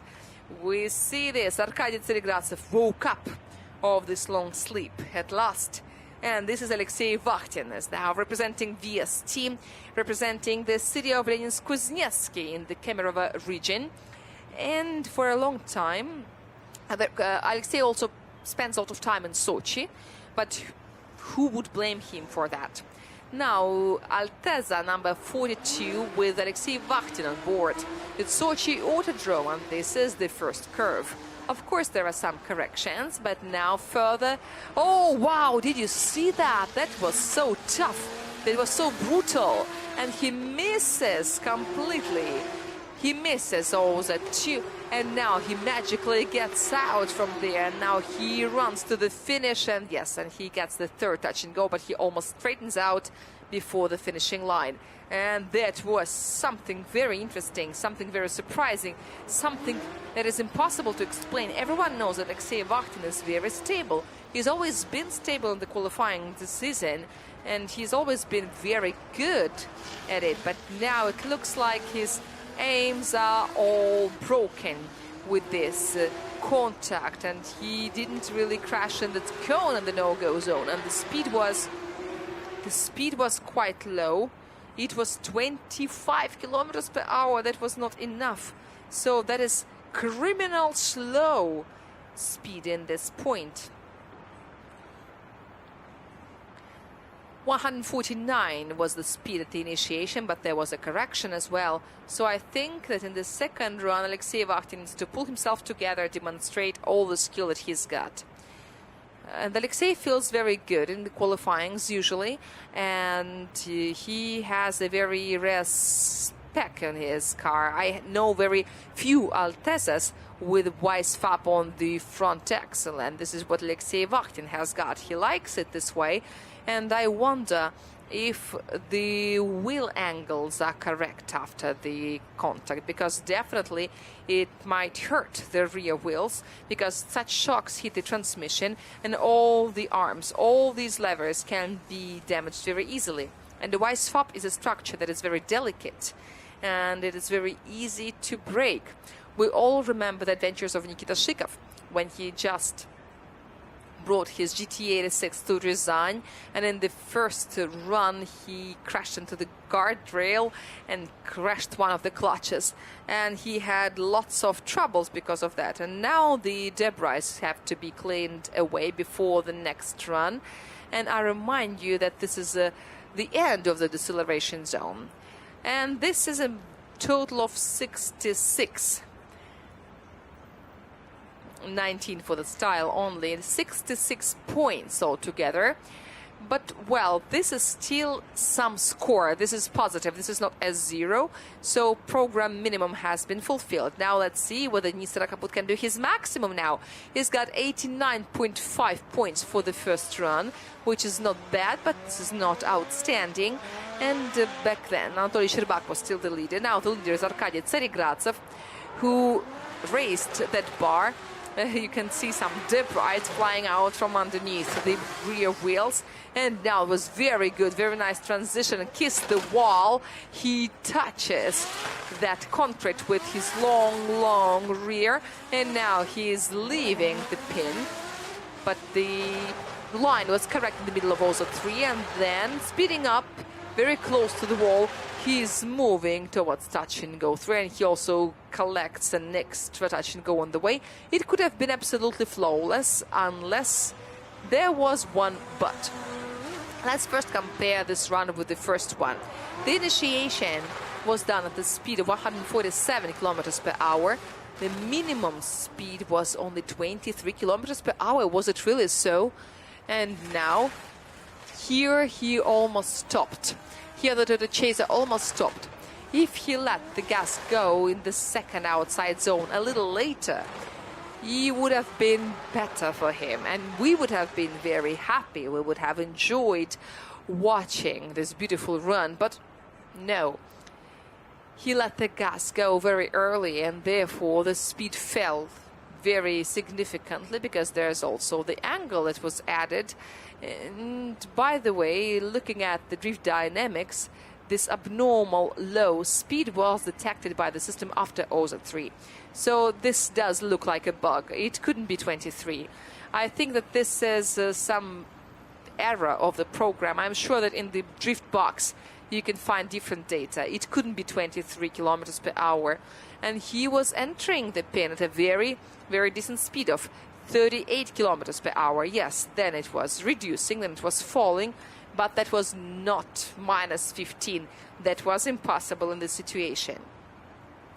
There was also an unpleasant moment when he made a correction with a handbrake in OZ4, But generally speaking, as far as the intention is concerned, once again we come back to this ethic aspect.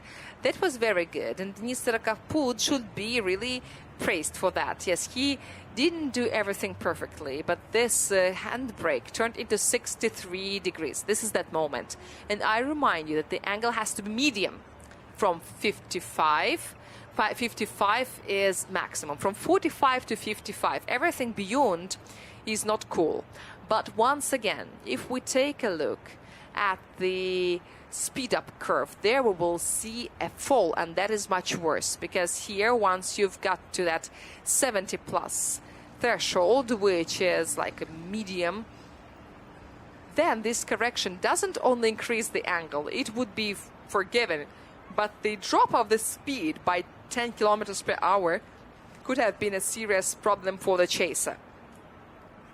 And therefore this is a total of 85 points, so and therefore there is no improvement. It was less than in the first run. Okay, not bad anyway. At least it counted. At least it counted. And now Maxim Grossman, who had 88 points for the first run. Now let's see whether he can get to 90 plus. We've got only two members there, Anatoly Sherbak and Arkady Tseregradzev.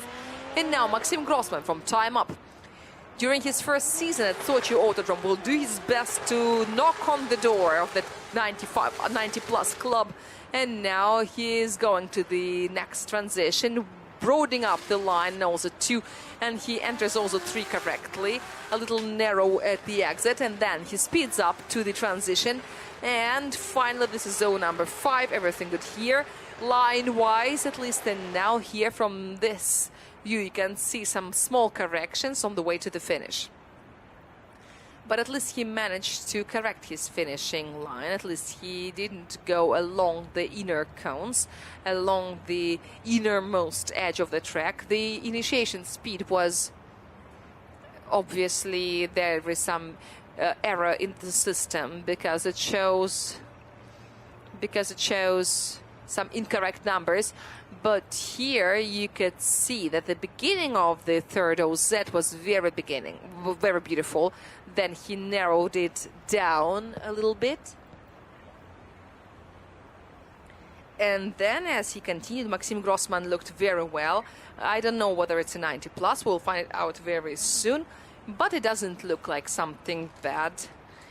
And here it is worth noticing that all these fenders look like spoilers, or maybe some other flaps that correct the airflows around the car. But this is humor, of course. But anyway, the run was pretty good, and especially if we remember everything that we saw during his practice yesterday. Unfortunately, here there was some mistake in the data transfer. This is why we don't have anything from Div Dynamics. As far as the speed and angles are concerned, we don't know anything. Alexander Nechayev is there to help the judges. There are emergency methods, but we cannot use them right now, so we cannot tell you anything. We're just waiting for the results to understand how the judges interpreted everything they have just seen. The scores are appearing. We'll see the graphics very soon. So at least it means that if the judges had any doubts, they managed to get additional info from Alexander Nechayev in order to do their work. This is Alexei Vakhtin. No, this is Leonid Schneider, who is checking out the video of Alexei Vakhtin. Okay, interesting. Why not? He's not watching himself. He's watching his opponents. Or maybe he's just watching the broadcast and he sees it with a certain delay. Because we see it live and we are slightly in the future in relation to what you see on the screen. And by the way, I want to say hi to everyone on RDS TV and on our channel. There's a lot of information before the stage that was presented and disclosed approximately half an hour before we started the broadcast. So you can see that we're working. We are doing a lot of work. So if you want to dive into the context, you're welcome to rewatch this news. that we showed yesterday night. You have some time before top 32. And Denis Miguel was a little bit offended when we said that even the Hornet didn't steer like this, but because this is Hornet. So Denis, if we offended you, if we said anything that upset you, we didn't really mean to. We know what car you've got, and we know what metamorphosis has happened to it. Oh wow, look, wait, we've got another 90 plus, 92.5 from Maxim Grossman. Congratulations. Congratulations. And as far as the comments about the Hornet are concerned, we wanted to say that before Denis changed for V8, something has been different. This is not the same car as a V8. This was the car. Okay, whatever. I hope that you are not offended anymore. Leonid Schneider, his second attempt. And of course, we're holding our breath, watching something similar to the yesterday's runs. But yesterday he was even closer to the wall and to the concrete, and now he's pressing the right-hand pedal, and the mark looks very beautiful in this pin. It looked like these dancing waltz, but now there is a big and thick tail of smoke running through OZ5 and touch and go, and we're waiting for the results. 155 kilometers per hour and 32 kilometers per hour in the pin, and there is some little optical illusion that we had, but now it will be okay because there's a lot of smoke, 3 stories of smoke, which means that the wind is not blowing. And once again, we are watching this run, and I have an idea of how hard it is to choose the right speed before OZ3. How hard it is. How much precision it takes. And this is perhaps the moment, the element of the configuration that differs these drivers, these experienced drivers at Sochi Autodrome from the less experienced ones. And by the way, we don't want to argue with the judges, but yesterday I was slightly disagreed when I saw the score distribution between the OZs, because OZ3 is the longest. It's 32 meters long, which is quite a lot. Try to run through this distance and you will understand what I mean. And secondly, I believe that you need to bring all the factors together, pull it all together to make this zone optimal. And this is a big art, a big skill that's required, together with the setups and the experience. So it requires a lot of precision. You need to be very thorough about the preparation. So here are the factors. First is the moment when the car begins to drop speed. The second is the speed that preceded the moment when the car begins to lose the speed. Secondly, the angle and the dynamics of speed change that influences the intensiveness of slowdown. Then this is the moment the accelerator is pressed and the position of the car in OZ3. Because if your angle is excessive and you press the gas, your car begins pushing inside and getting away. So this is an equation with lots of number of a huge number of variables, but you always know the total sum. The total sum is a good score in OZ3, and then you try to play with these variables to hit the right target, and this is very, very hard. This is something on your fingertips.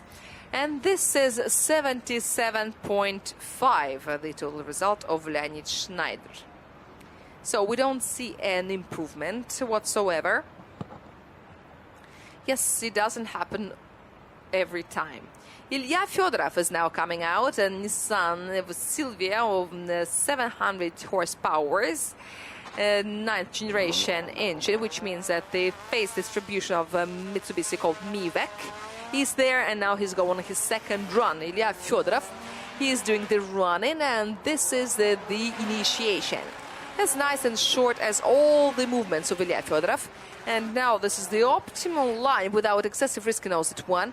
Then transition OZ2, and now Ilya Fedorov is rotating his car so beautifully. This is exactly what we've been talking about for so long. And now Ilya Fedorov through O's at 5 is running to the finish, reducing the angle, which was supposed to be down there in the last touch and go 3. So this is cool. At least for the spin, we could give Ilya Fedorov a big round of applause, because it looks like he finally found all the right conditions and setups that we've been speaking about. 142 kilometers per hour, it was the initiation speed, which on one hand is very low, but on the other hand, that's enough not to be penalized. The hour in the pin, in nose at 3, and there everything was perfect, very nice and clear, like he put a ruler on the ground and went around it very, very precisely. Ilya Fedorov has had very difficult relations with Sochi Autodrome. On one hand, he feels quite well here. On the other, he almost crashed his car here. He turned his S13 into 180 SX, or a hatchback. And as far as his achievements are concerned, we can see what Ilya Fedorov has been doing here in the last years of his career. Yes, here's the data. In the qualifying, he looks well every time. Almost 70% of he could get here. He did get here, even though he's got zeros on the way. This is something you cannot avoid. And in the tandem runs, this is not very impressive. 30% efficiency, which means that he got only 30% of the score that he could have had, except for the failed stage in 2022, when his car just couldn't go further. So that is, of course, a very big bad factor in the career, but there have been some good moments, like top 4 in 2018. By the way, while we're waiting for the score to appear, we could analyze not only the achievements and the failures of our participants and leaders, why it was so important. With a maximum of 25 points for the qualifying, you can also get only 1 point. And then your 16 points turn into 40, and that is a very different thing. And this year, we've had such precedents before, and it was Charles Ang at Moscow Raceway. He got only 2 points for the qualifying. Georgy Shevchan in Krasnoyarsk got only 2 points in his solo runs, and he was 24th. And this is a total of 94 points. So, wow! We've got another leader of the qualifying. He has changed right in this second. And the 90-plus club is growing. There are 4 members. Maxim Grossman, Arkady Tseregradzev, Anatoly Sherbak meet Ilya Fedorov. But the leader may change even now, because Arkady Tseregradzev hasn't got a second attempt score yet. So he has a chance. But even if he makes it like 89.5, it would be enough for Arkady Tseregradzev to get the palm of leadership and have it back. Okay, the Fire Lady Z and Arkady Tseregradzev, the reigning champion of Russian Drift Series GP. And now the first zone was done very well. Then the transition, the second one is also quite well, close to the wall. Deceleration and then maximum broad line, and also 3, very nice and smooth. That is a nice response to Ilya Fedorov. Now the transition nose at 5, slightly extended. But most importantly, he makes it to the finish. That has been a very good run. I think that this is a 90-plus, absolutely for sure. Now let's compare it to run number 1. I think this is going to be very evident. The line in the second run was wider. He added more angle in the first zone. Then he made a transition to smaller angle. Then he added more angle in zone 2, and the third zone was amazing. It looked like he looked into the setups of Ilya Fedorov or maybe someone else's, and now he's doing it much better. And now he runs to the finish, and no problems with the last turn whatsoever. But could Arkady Tseregradzev really look it up? Because Leonid Schneider was watching not Maxim Grossman, but Alexei Vakhtin. So maybe he rewinded it to look into the past and to see the run that he liked. Because sometimes the drivers watch their own runs after the first part of the heat. So the delay of the broadcast is not that big, but Arkady Tseregradzev could take a look at Ilya Fedorov. But would he do that? That's a very big question. But now that was very close to masterpiece. Very good on the very, very edge, on the third line of the Adidas, with his rear right wheel. That was very good, very good. it could be an improvement. It could be an improvement. And to be honest, this is not even the ethical part, but the aesthetical part. I love this car better with these discs. At least it's better than the red and green that he used during the practice sessions. If you didn't watch our social media yesterday Arkady was testing the tires that are candidates for the next motor tire in the season 2024. The decision has not been made yet, but the first data are being collected. And they look quite well. The tires are good, but it doesn't mean anything yet. 34, 33, and 28.5, and this is 95.5. And Ilya Fedorov didn't reign on the top for a long time. But he was a leader for a while, and the history recorded that moment. And now this is not Ilya Fedorov, not Arkady Tseregratsev, who cannot do anything with this new version of reality. The 90-plus club still consists of 4 members, and Arkady Tseregratsev is the leader of the chairman of the 90-plus club. And now Alexei Vakhtin and VS team. And this is the second run of this driver from Leninsk-Kuznetsky. The first run ended in a crash of one of the rear lights, but it doesn't really influence his aggression. Maybe it even added some rage and emotion. And now Alexei Vakhtin is working through OZ 1, OZ 3, and now very actively pressing the accelerator through OZ 4 to the last transition. And here, that was very good finish, very close to the wall. I really loved it. 148 kilometers per hour at the initiation, and the angle was recorded as 33 degrees only, and the minimum speed is 31 kilometers per hour in the pin, in the outside zone number 3, that Alexei Vakhtin couldn't really go through completely. Some inertia was missing. Initially, he brought too little speed in to slide to the end in OZ 3 in order to open the gas and then to go through. So what Ilya Fedorov and Arkady Tseregratsev did, Alexei Vakhtin could not do. 65 was the angle at the initiation, and there was a correction, which is also not good, and it can influence the score. It was corrected by 42 degrees and then to 53, so such angle fluctuations are never encouraged. And this is obviously the number of the region of Alexei Vakhtin, and this is numerology in RDSGP. So there were lots of corrections in all the zones, judging by drift dynamics. But the only thing that I really like is the speed gain curve from the lowest point, which is 31 or 32 kilometers per hour, 31.5, to the top.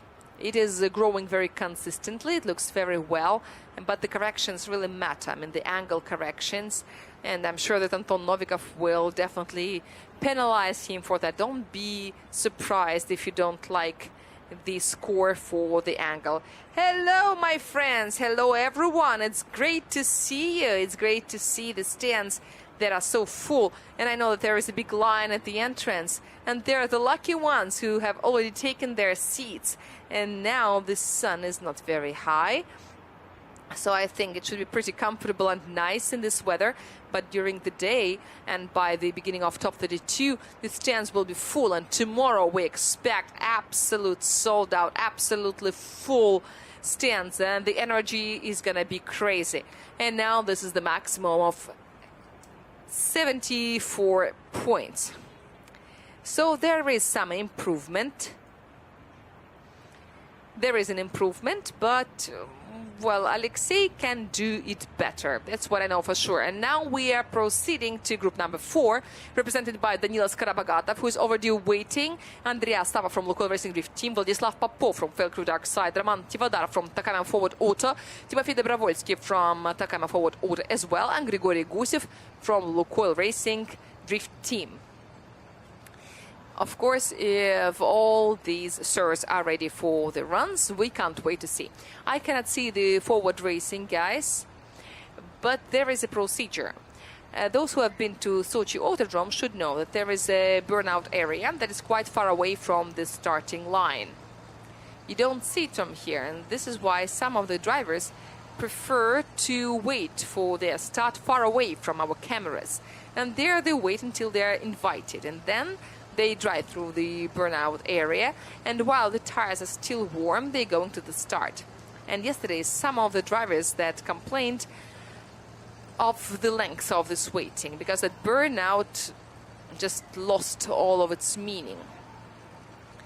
So now the sun is getting brighter and brighter. The shades are being pulled away, and Danilas Karabagatov is about to initiate. Yesterday, he hardly had any practices, and now he's got to kiss the wall, and now he's missing also to one completely. Then he reaches also 2, but this is not the optimal line. Absolutely, now he's doing better, but the line is narrowed the exit from also 3.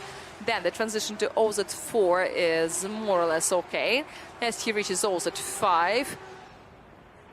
And finally he catches on OZ touch and go 3. But this is all full of words like almost, and others. 149 kilometers per hour at the initiation, kissed the wall, and after that the line was broken, which caused really lots of troubles to its driver, Danilas Karabagatov. He could hardly make it to OZ2. In OZ3, he has been there as well. OZ4 and OZ5 were also taken quite well, and yes, he got the touch and go with a bit of his wheel before the finish. I wouldn't say that this rear part of the car is very hard, and this incorrect line, I mean width-wise, could not be caused by this contact with the wall. It was caused initially by the vector that was given to the car at the initiation. The initiation was not straight with further acceleration open, but it was curved. And moving on this curve, the car started pushing inwards. But I think that Danilas Karabagatov understands it, and he knows how to correct it in his second run, and that he will show us a better result that he totally deserves. By the way, the right front fender was fixed, and on the left it's okay. And the front right one has been broken from the very beginning, but it looks funny. I think it's about the configuration. I think it's related. And I think it's also related to the suspension adjustments. Maybe the car squats on one side more than on the other.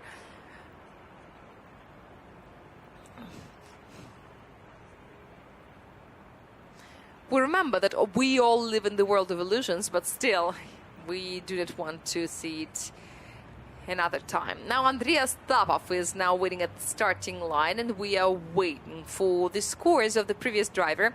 I'm sure that they will not make us very happy, and I don't think that this score could make anyone happy, but there are some little sparks of hope in my heart. We will see the graphics very soon, and now we're watching Andreas Stavov. Of course, they feel very hot wearing all the gear when you have to wait for a long time. Especially yesterday, it was a torture. And the total result is 77.5 points for the first run. Danilas Karabagatov from time up is going to wait for his second run. Okay, so it's all about the line. The other aspects are all okay. Andreas Stavov representing Yekaterinburg, the Coil Racing Drift team, and his Lexus IS, and it doesn't matter what comes next because the engine is 2JZ, which is also quite clear, and then the initiation through touch and go 1, which is logical. The first curve, and now very well, he reaches the medium line of the Adidas, then he makes a correction before it was a 2, and here something wrong is happening. He doesn't handle the right entrance to the 3. This is not Astapov style compared to what we saw yesterday. Another transition, now that 5 is left behind, and now he only has to collect the touch and go number 3, and he does it. As far as the Lexus and the Altezas are concerned, the Altezas, the sedans, didn't have a 6-cylinder 3-liter atmospheric 2JZ, but Lexus IS 300 with JZ was there. And as far as the run is concerned, well, I know that I'm being nostalgic a little bit. As far as the run is concerned, it was quite well, it was decent, but it would be surprising if the person who's been praised after the training days so much let us down in the qualifying. Andrei is a very good driver indeed, and he knows how to show what he's worth. He feels very well. He had some small mistakes and inaccuracies and all of that, but we will leave it to the judges to decide, because this is their job to calculate, to deduct, to multiply. But we are all here to watch and enjoy the beautiful drift done by our drivers. Here the body rocked in the wrong direction. He could see that he wasn't making it to the outside clip. This is why he pushed the car with the accelerator to give it another impulse, and he found himself in the third zone. And here, this is the story that makes you run through all the three. This is all about the approach. And here he was 30.7 kilometers per hour was the minimum speed of Andrei Astapov in OZ3. But the saddest thing was the angle that was happening there, because he managed to make a transition to 47 degrees. Then he reduced it. Then he reduced it again. Then he made another correction, and he got to 72 degrees. So this was a catastrophe. And now let's take a small advertising break before we come back.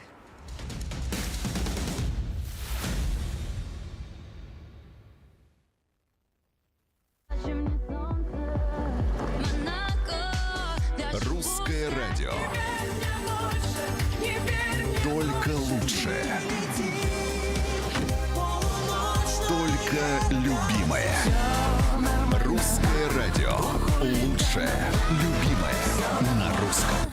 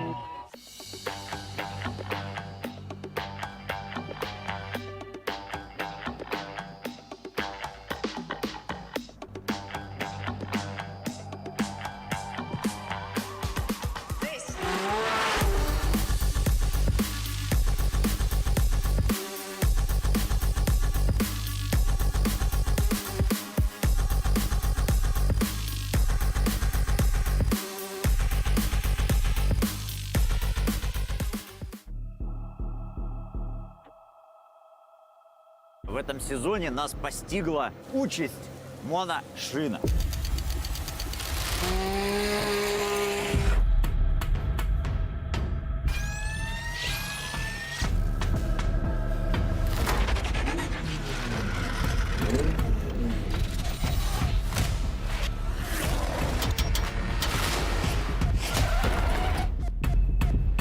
Я, в принципе, изначально понимал, что это правильное решение. Ужасно, отвратительно. Хуже у меня в жизни не было. За пределы трассы! В целом мне всегда вообще я еду так, как мне удобно. Все довольны. Все проезды близкие.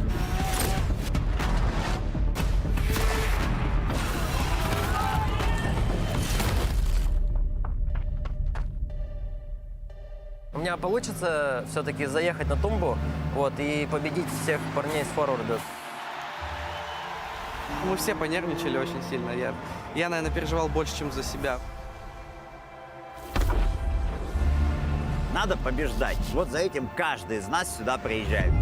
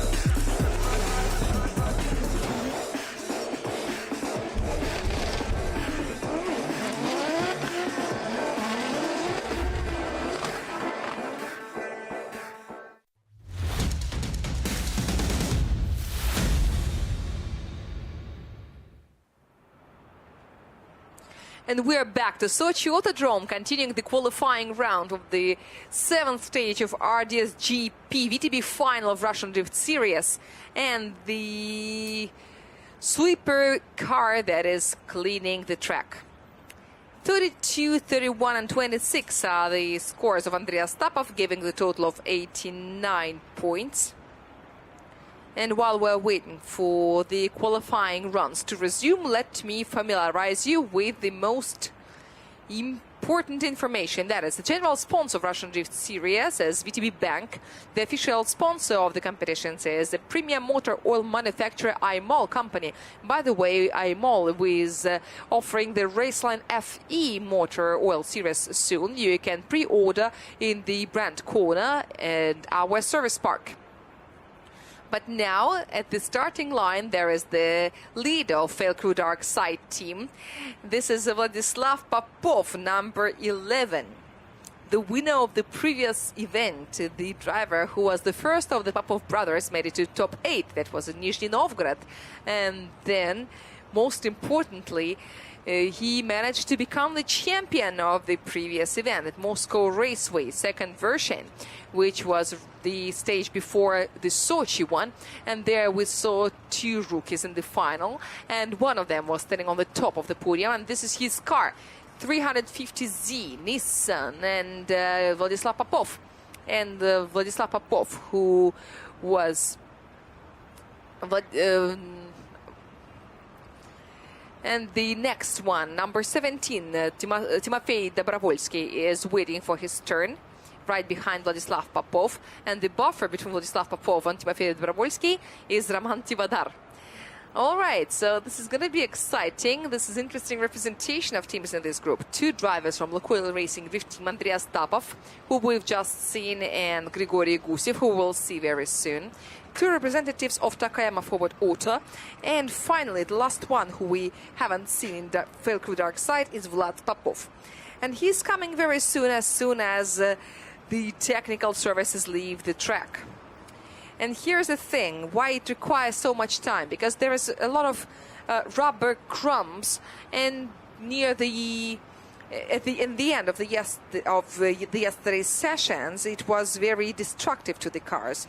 The drivers would make more corrections and mistakes, and it's very sad when you wait for 20 minutes for a turn and then you slip because of these rubber crumbs, and these little debris can stick to the front wheels, which also reduces the comfort of driving. And now Vladislav Popov is going on his first run. Vladislav Popov and his 350Z, equipped with a colossal engine of 722 horsepower per ton.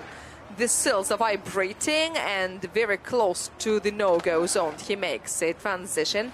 Then he pulls the handbrake for a very long time, but then he presses the accelerator at the right moment. And one wheel is outside. We'll see it on replay. And now O's at 4, sliding on the edge. Vladislav Popov, and now in the clouds of his own smoke, he misses touch and go 3 towards the finish. I would say that this is quite obvious that Vladislav Popov are twins. They are making the same mistakes and they have the same manner. And then it looks like the angle was slightly overdone out there. But I think that this can be the consequences of a very long waiting for his turn. Perhaps he could ask for permission to go to the burnout area once again, because no one would hold him if there is too much time to wait. But we all make our own happiness. It's up for us to decide. Grigory Gusev asked immediately, why don't I have to stay there in the burnout area? I'm all hot and warmed up. I'm all locked and loaded. And he said it after everyone have seen his cool runs. So I wouldn't see it as boasting or arrogance. And once again, you can see Vladislav Popov entering OZ3, which, according to Arkady Tseregradzev, is slightly better for drifting than 370Z due to its longer length, of the chassis. And moreover, 370Z is slightly more square. It is more nervous, but at the same time, hypothetically, you can get more grip out of it, which of course can be crucial sometimes, but it also influences the speed. But the usability and the user-friendliness of 370Z compared to 350 is slightly lower. But if we go deeper into theory, I recommend everyone to read the book of Carroll Smith. He's got 2 Bibles, Drive to Win and Tune to Win. And Carroll Smith was engineerily brought up when drifting was not a sports discipline, but he describes all the basic things very well. This is not about the length of the chassis, even though it's a very important parameter. It's important because you cannot do anything about it, even though this is a general contribution to the maneuverability. But let us not forget about Fyodor Vorobyov, who did something to his chassis length, and he turned his car into a transformer. And this is the total result of 79 points. Vladislav Popov. And for those who do not see the results very well, I will read it out to you right now. 23, this is the line, 25 for the style, and 31 for the angle. And this is Roman Tivadar from Takayama Forward Auto, and his forward racing S15. Gaining speed. Roman Tivadar is one of the most productive drivers on this track. He's been doing very well. His home autodrome, and wow, that was very dangerous. And once again, we recall the previous performances. But still, Roman Tivadar doesn't give up, even regardless of this big and very brutal contact with the wall. And then this is a transition to OZ5, and he continues moving on board his Silvia S15 on a very broad line. But that was we could see the inside of his car, the underwear of his car. This is similar to what Roman Tivadar has done before, but not as aggressively. But here I felt very scared at a certain moment, because there was almost a last season's action repetition, and now both rear lights, the rear wing, the spoiler, the bumper are all damaged on the way back. So, speaking about musicians, they usually say it's nice that they play loud. So here this is the same thing. He made a lot of noise. 103 degrees at the moment of the crash, and I was at 3. 158 kilometers per hour was the initiation speed, and the minimum speed was around 24 kilometers per hour. And I'm trying to find this moment on the graph. Okay, so that was expressive, that was spectacular, that is hardly efficient at the end. I don't think that this is very productive.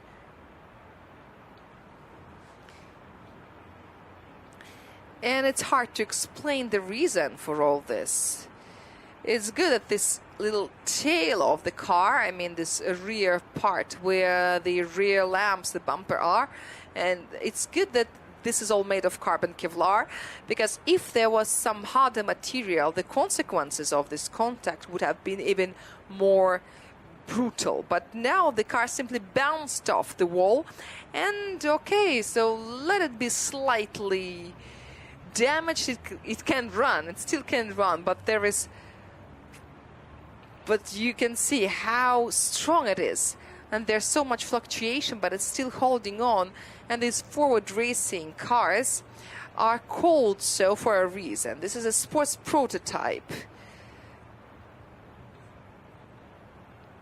This is all done and designed very seriously for sports, but this is not going to be resultive. This is not going to be a non-zero result, because this is definitely an unchaseable run. The unchaziest unchaseable you can possibly imagine. Timofey Dobrovolsky decided to take another burnout, and the burnout is quite far away from the start, and it's also divided into 2 parts. So there is a rear wheels burnout zone, and here before the start you can only burn out your front wheels. And it is forbidden to do any rear wheels heat up before the start. This has been repeated multiple times during the briefing. Some of the drivers have been penalized for that. Now, Timofey Dobrovolsky, silver prize winner of the six-stage RDS-GP 2023 and the winner of the qualifying at Agora Drive in very difficult weather conditions under heavy rain. So for the first season, the trophy collection is very impressive, but every driver wishes to win. That's understandable. But you shouldn't expect too much from your first season, especially when you are one of the many rookies. It could have been too much, but the season is not over yet. You still have the VTB final of Russian Rift Series Grand Prix we are watching now. And Timofey Dobrovolsky is waiting for permission to go on his first qualifying run. Now we see the official introduction, and top qualifying position is 1. Yes, because we still remember. And another Forward Racing S15. I hope there will be no such adventures as we saw previously. And now here we go. Timofey Dobrovolsky is speeding up to the initiation point, and here it is. He initiates a good angle correction, another one, and now the O's at 1. Immediately he drives to the transition, kiss the wall, and he catches on the cone. How many wheels were there? I think 1 was still on, but the line is ruined. It's all wasted. He ignores O's at 3 and then through O's at 4 and O's at 5. He works through touch and go 3, which he does. And now let me make a small technical announcement. The first one. Dear friends, dear spectators, I remind you that it is not allowed to smoke on the stands. And secondly, for tomorrow we have more people. Please don't occupy the seats with your belongings. And now let's enjoy the replays of this run. But I've been enjoying unless only this moment, and then it was almost nothing because there was no speed left, only 17 kilometers per hour left. And of course, naturally, if we imagine a chaser after the car of Timofey Dobrovolsky, then this chaser would really have a very hard time. He would be extremely uncomfortable, because if the leader slows down so sharply and suddenly, then there would be only 2 options for the chaser: to stop or to crash into the leader. And both options are not very good. And I think that the better one is to stop, to keep both cars intact. So this totally looks like an unchaseable run. It is very similar to what Roman Tivadar did, maybe not as brutal, but the consequences would have been the same. 1 wheel was still inside, but imagining being a chaser of this run would be unreal. So this is why we've got another 0 for this team. Takayama forward auto, we are sorry, come back with a better performance. Too many zeros for this group. And now here comes Grigory Gusev on board his BMW E92, right-handed on board of GTE. Adler Fighter at Sirius Federal Territory, Adler Town, and this is so many toponyms in one little phrase. Initiation, Grigory Gusev presses the accelerator, and with big angle he drives the nose at 1, and yes, he does take it. Some handbrake on the way to nose at 3, and finally we can see normal performance in this clipping zone on the medium line of the Adidas. I don't know what happened to nose at 4 here. Nose at 5 he worked through very well, but we will see it late on replay. And now we can state successful touch and go 3 and successful finish. You can see how much the change in the platform can influence the driver's style. If we recall Grigory Gusev in to the Toyota GP1 edition, all this big hyper-angled, hyper-hooligan style of driving that was not well harmonized with the precision, and how gentlemanlike, but at the same time how precise he drives his BMW E92. This is an amazing metamorphosis that I'm observing. But most importantly, Grigory Gusev is loving his new car. He loves driving it. He's enjoying every moment.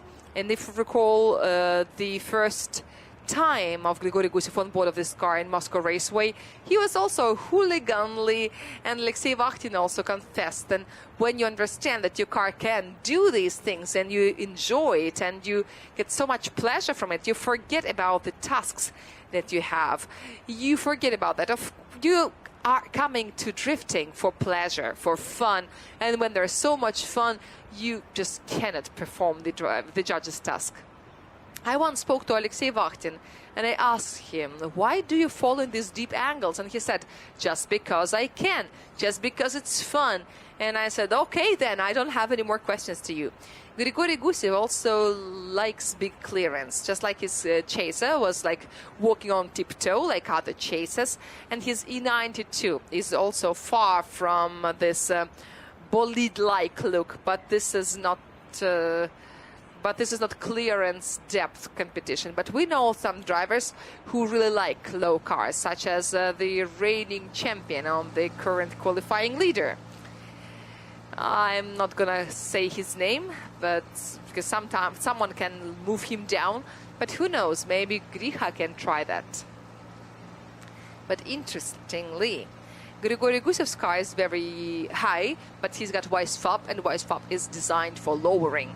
And the wheel rotation axle is supposed to be lowered. So how high would that vehicle be if he didn't have the wise fob? It would be looking like an off-roader.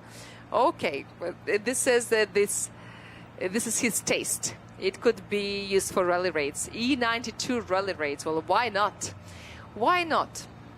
And now this is 31 for the line, 34 for the style, and 27.5 for the style, with a total of 92.5, which is a good start. This is a 90-plus club, but this is not a leadership. This is only fifth line of the rating.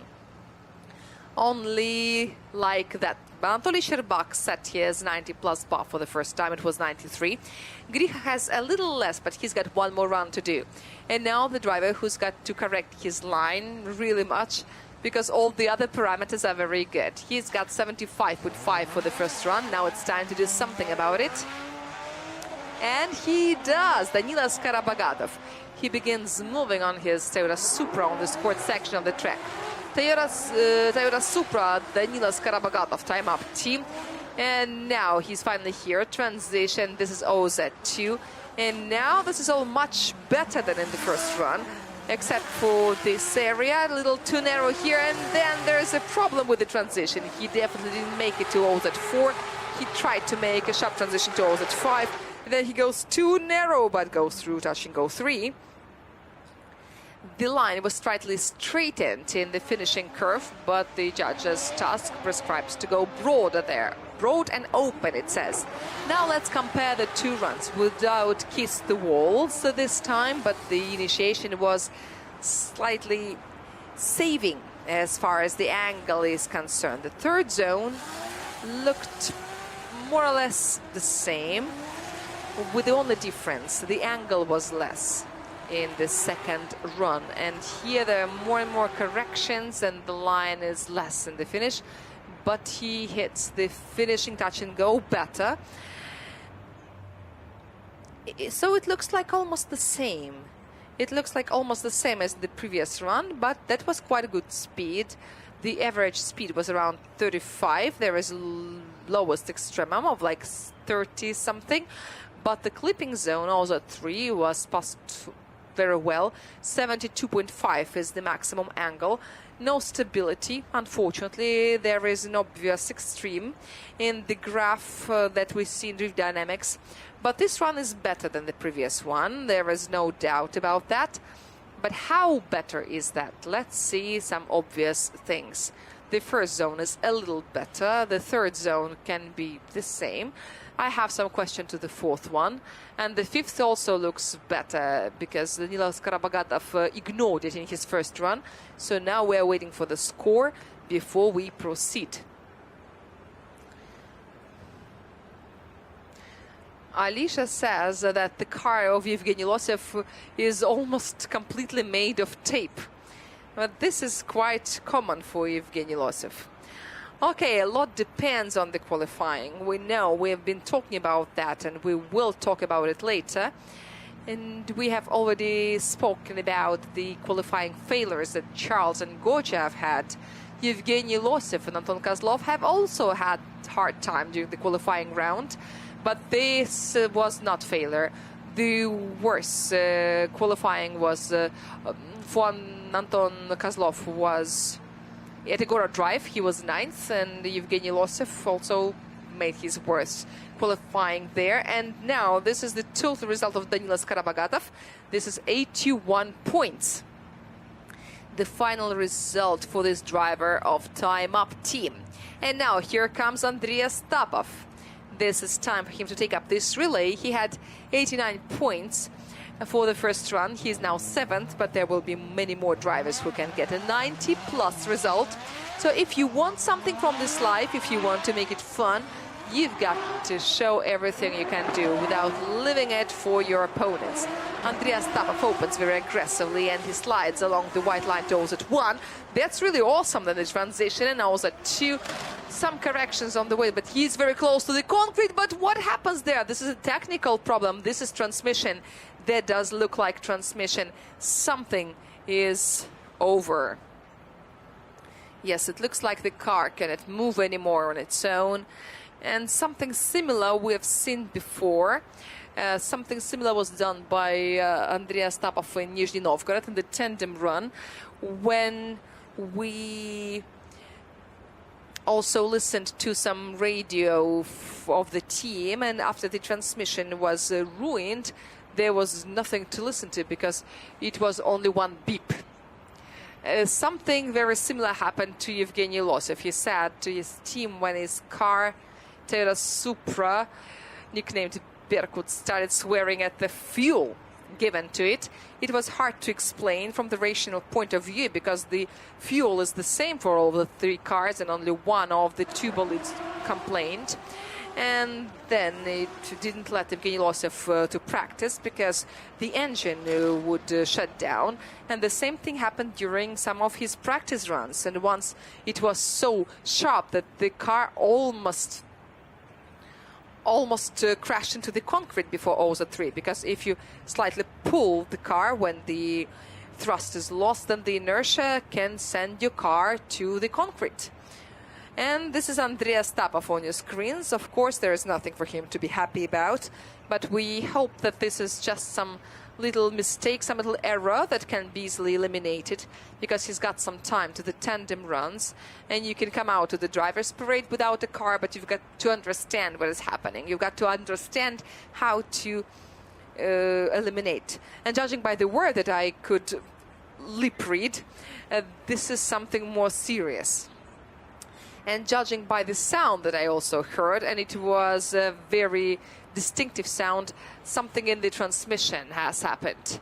And apart from the transmission box, Andreas Tapov also had problems with his winters. And it was at Moscow Raceway when his reductor went out of order. So this is not only about using all these American solutions. Sometimes it requires more. The Lexus is being loaded on board a truck, not to overload the transmission even more. Okay, it's 12:39 Moscow time. The top 32 begins at 3 p.m. and I think we'll begin it with Byron. So if not 3 but 2.5 hours the team has got to figure out the problem on the Lexus and to bring the driver back on the saddle. But you can also reschedule your run to the end of the line. But there is a principle, and it was explained by Konstantin Kopolev, the manager of the team, that we do not request anyone, and we don't usually allow anyone to reschedule their runs. Okay, this is up to Lukoil Racing, but sometimes we regret of having such strict moral principles. But what happened at Radium Raceway to the car of Andreas Tapov when during the morning practice before top 16 he turned over? Let's support Andreas Tapov with applause. Let's wish him and his team to find that goddamn mistake, that goddamn error, and fix it. Thank you for being with us throughout the season. I'm so glad to see you all. I hope that your mood is as nice as this weather. And now we're saying bye to the car of Andrei Astapov. I'm sure that this is not the way Andrei Astapov wished to finish his qualifying runs. I don't think that any of the drivers wants to ride this tow truck. But, well, sometimes it happens. This is life and nothing can be done about it. And now Vladislav Popov is now in the starting line, waiting for his turn. I wouldn't say that he's very comfortable out there, because in the first run he had a 79-point result. And speaking about the similarities of runs of Vladislav and Ilya's first run was 80 points. Here there is some common things in between them. The second run of Ilya Popov was 82. So to make the equal average rate, we hope that Vladislav Popov gets at least 83, but we wish that he makes it better. That was a funny target. So 3 reds, 1 green. Vladislav Popov is running on his second run in the qualifying round. And wow, yes, so the difference in the initiation style is different. Lots of small movements instead of 2 big ones, and another problem once again. This is the end of the season. The end of the season reminds us that the cars can also be tired. And Vladislav Popov has been loading his cars even more than his brother, because he went further in the competition bracket. So at least the car can move on its own, which is already good, but maybe this is something about the ignition, or maybe not enough power. But we could tell that the accelerator was pressed, but there was no smoke coming. It is always bad. If there is no smoke, then there is a will speed, and everything becomes very unpredictable and very hard to control, because the rear axle can find some grip at any moment, and then the front axle can go anywhere. And there are walls around, so it's better not to do such things. Roman Tivadar took his S15 apart during the first run, but now he's ready for the second. You know, from a distance, the car looks absolutely new, like nothing has happened to it. This is the technology. This is forward racing S15. This is what you can do. This is accumulated experience of the team that has been through lots of seasons. Yes, it is slightly damaged, you can tell, but nothing catastrophic. Some tape is there, of course. Roman Tivadar is trying to save himself after an unchaseable run in the first run. He is going on a second one, and this is also at 1, then a transition, nice and sharp Tivadar style. And here, wow, several centimeters away from the concrete. And then he slides on the white line, and then very aggressively he speeds up to Oz at 4. And then he's on at 5, the least expensive ones. And now the broad line towards the finish. Bravo. No safe run at all. There's only one question that I've got. Where has he been before? Is Roman Tivadar even a human? And if he is, does he have any nerves? Does he have nervous system at all? Because he's so cold-blooded. Because making such a run after a 0 is something fantastic. This is also something that Evgeny Losev spoke about. He said that doing a safe run is a bad thing, because when you're trying to do it less than you usually can, there you can open Pandora's box, and there you can hit the unknown, which can bring you new mistakes. There have been some corrections on the way, but generally the run is amazingly beautiful. Even if Roman Tivadar doesn't become a leader, I think this is definitely a 90 plus. And how much plus is this to the 90? I don't know. Dynamically, the run looked fantastic, mind-blowing. And it was not the fastest as far as the average speed is concerned, but it was 148 kilometers per hour was the initiation speed, and 35 kilometers per hour in the pin. And he was moving on the very, very line. Maybe too much of the angle coming from Oz at 3. There, the judges recommended to reduce the angle. Maybe there are no big leaps in the curve, but this is what looks like a perfect line. The initiation is nice and aggressive, then it goes to the negative zone, and then it goes smoothly down towards OZ3. So Roman Tivadar did exactly what he had to do line-wise, and now this is the time for scoring. Roman Tivadar continues kissing the wall in the same place in OZ4. Again, the spoiler touched the concrete, but this time without any consequences. And this is 95.5. And this is the second place, because his first run was a 0, but still this is the best result. Another best result. Roman Tivadar, bravo from us. But it would have been cool if none of the title candidates were in the buy-run zones. We need more mystery, we need more intrigue. We need everyone to be in top 4, because this is gonna be amazing. There are so many drivers who want to win. We've had 6 winners throughout the season. We've had different drivers and different teams. Syntec Fresh Marketplace has won twice, but we've got maximum pluralism. Timofey Dobrovolsky, his second run, and once again he's trying to save himself. He's going narrowly, missing also at 1, and now he's on as a 2.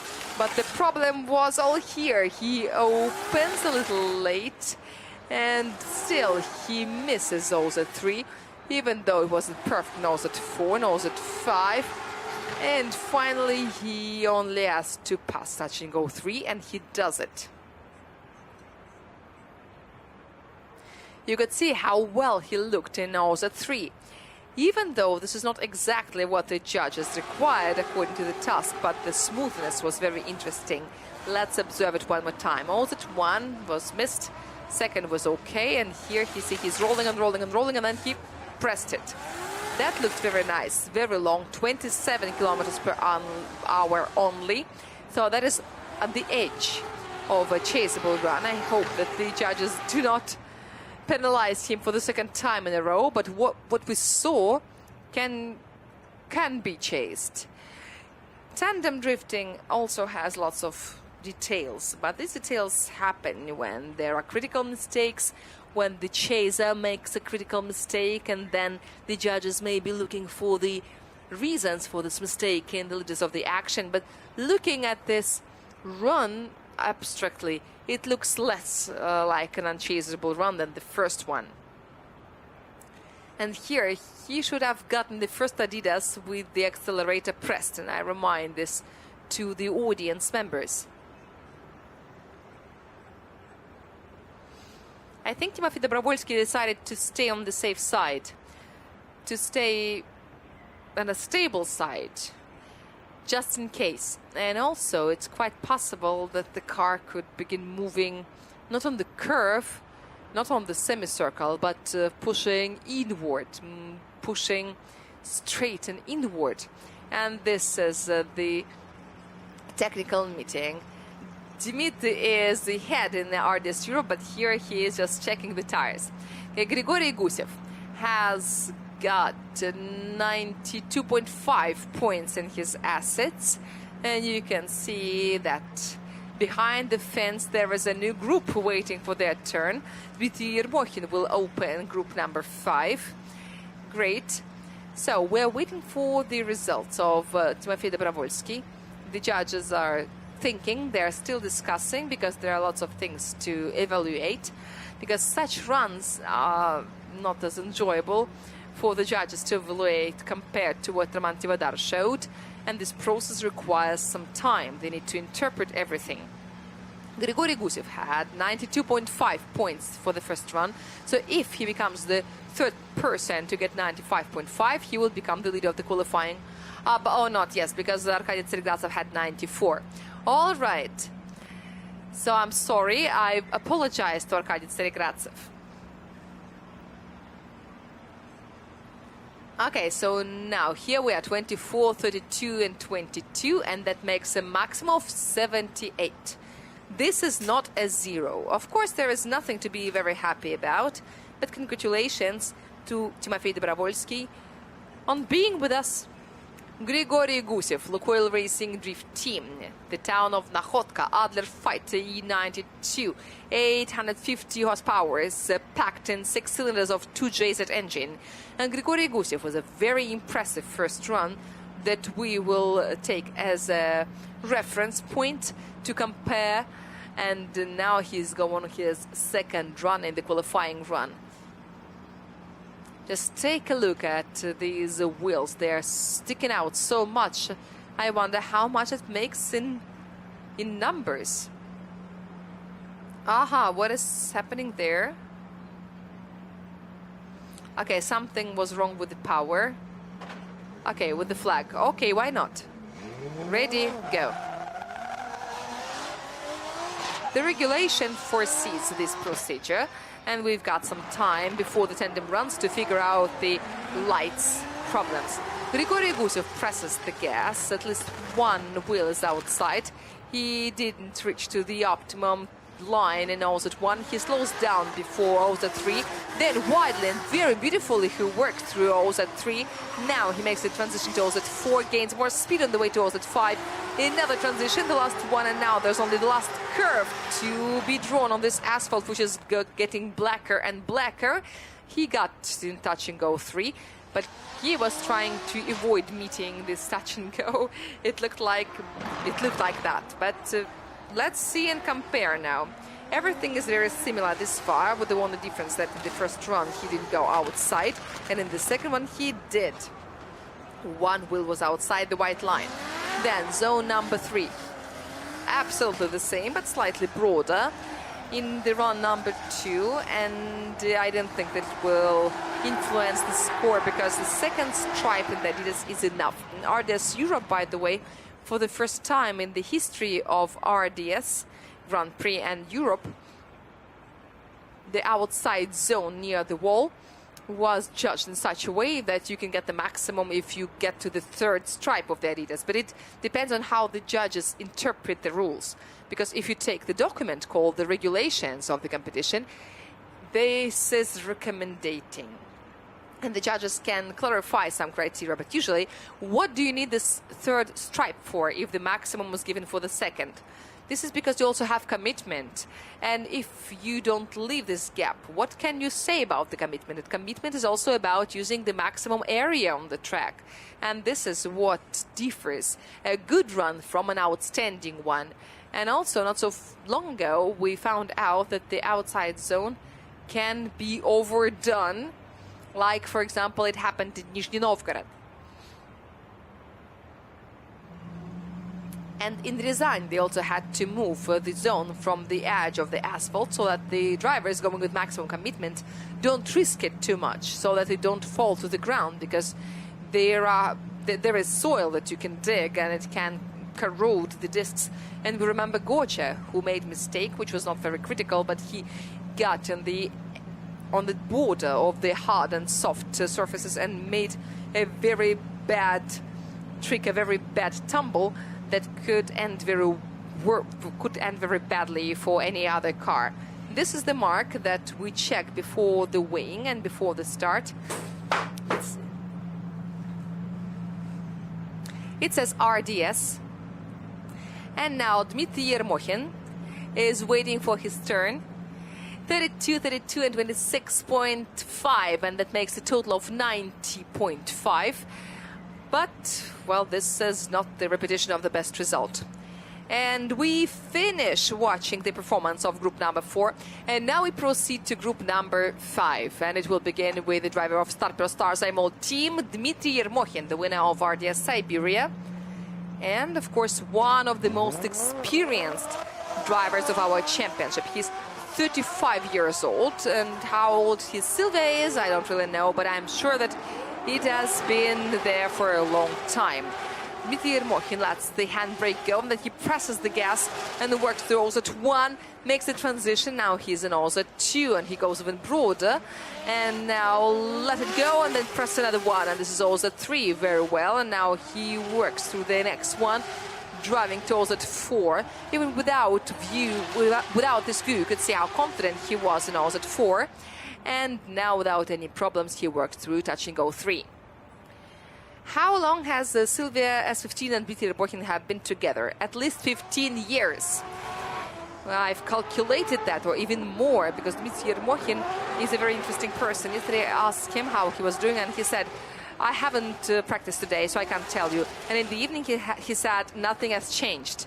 Dmitry Yermokhin is one of the few drivers who designs all the engineering solutions for his car on his own. This is very rare in the motorsports world, and this is very nice to see.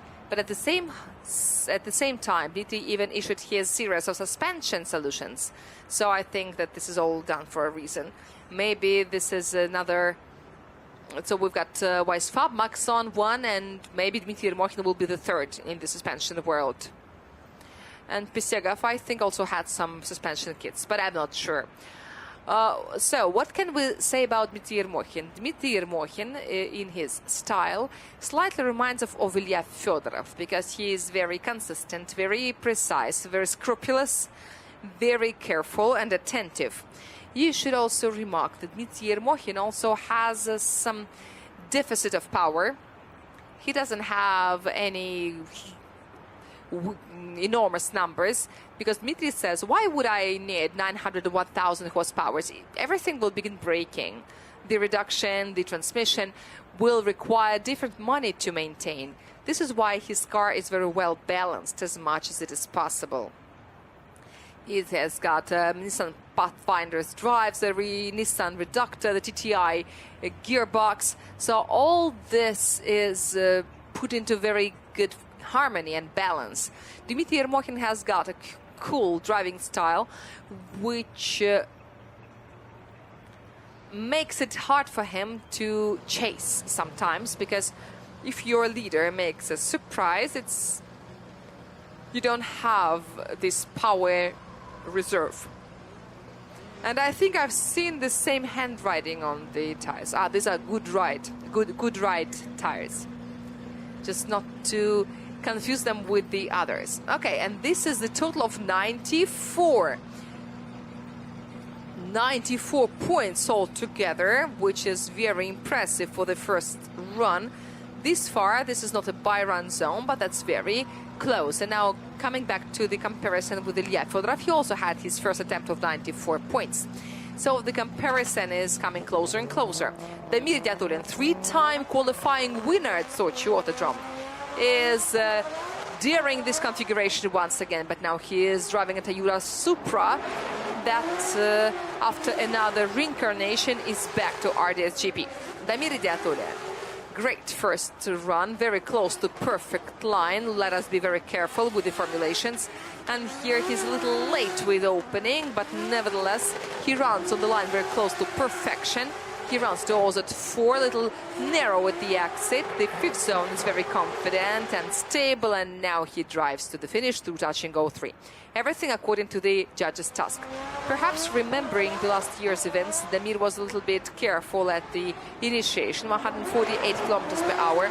So let's wait for the RDS Inside program. Alicia speaks sincerely with the drivers, and she said that she's got a lot of sincere information from Damir about his relations with the walls. It looks like some invisible hand turned the Supra, or maybe that was quite visible, a tangible hand of Damir Dyatulin.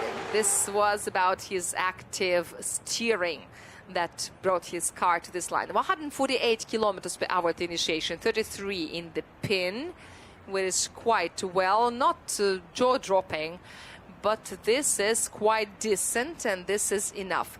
And the run was very rhythmic and nice, enough for getting some good score. There can be some scores penalization for the late opening at this spot. We're watching the rear wheel. Yes, it looks like it was working slightly unevenly, because the accelerator was pressed very carefully before entering also 3. Maybe he let it go after. It can also happen. But the only bad correction was at the entrance to OZ3. Generally, Damir's angle diagram is very clear, without visual rubbish. This is Damir's style.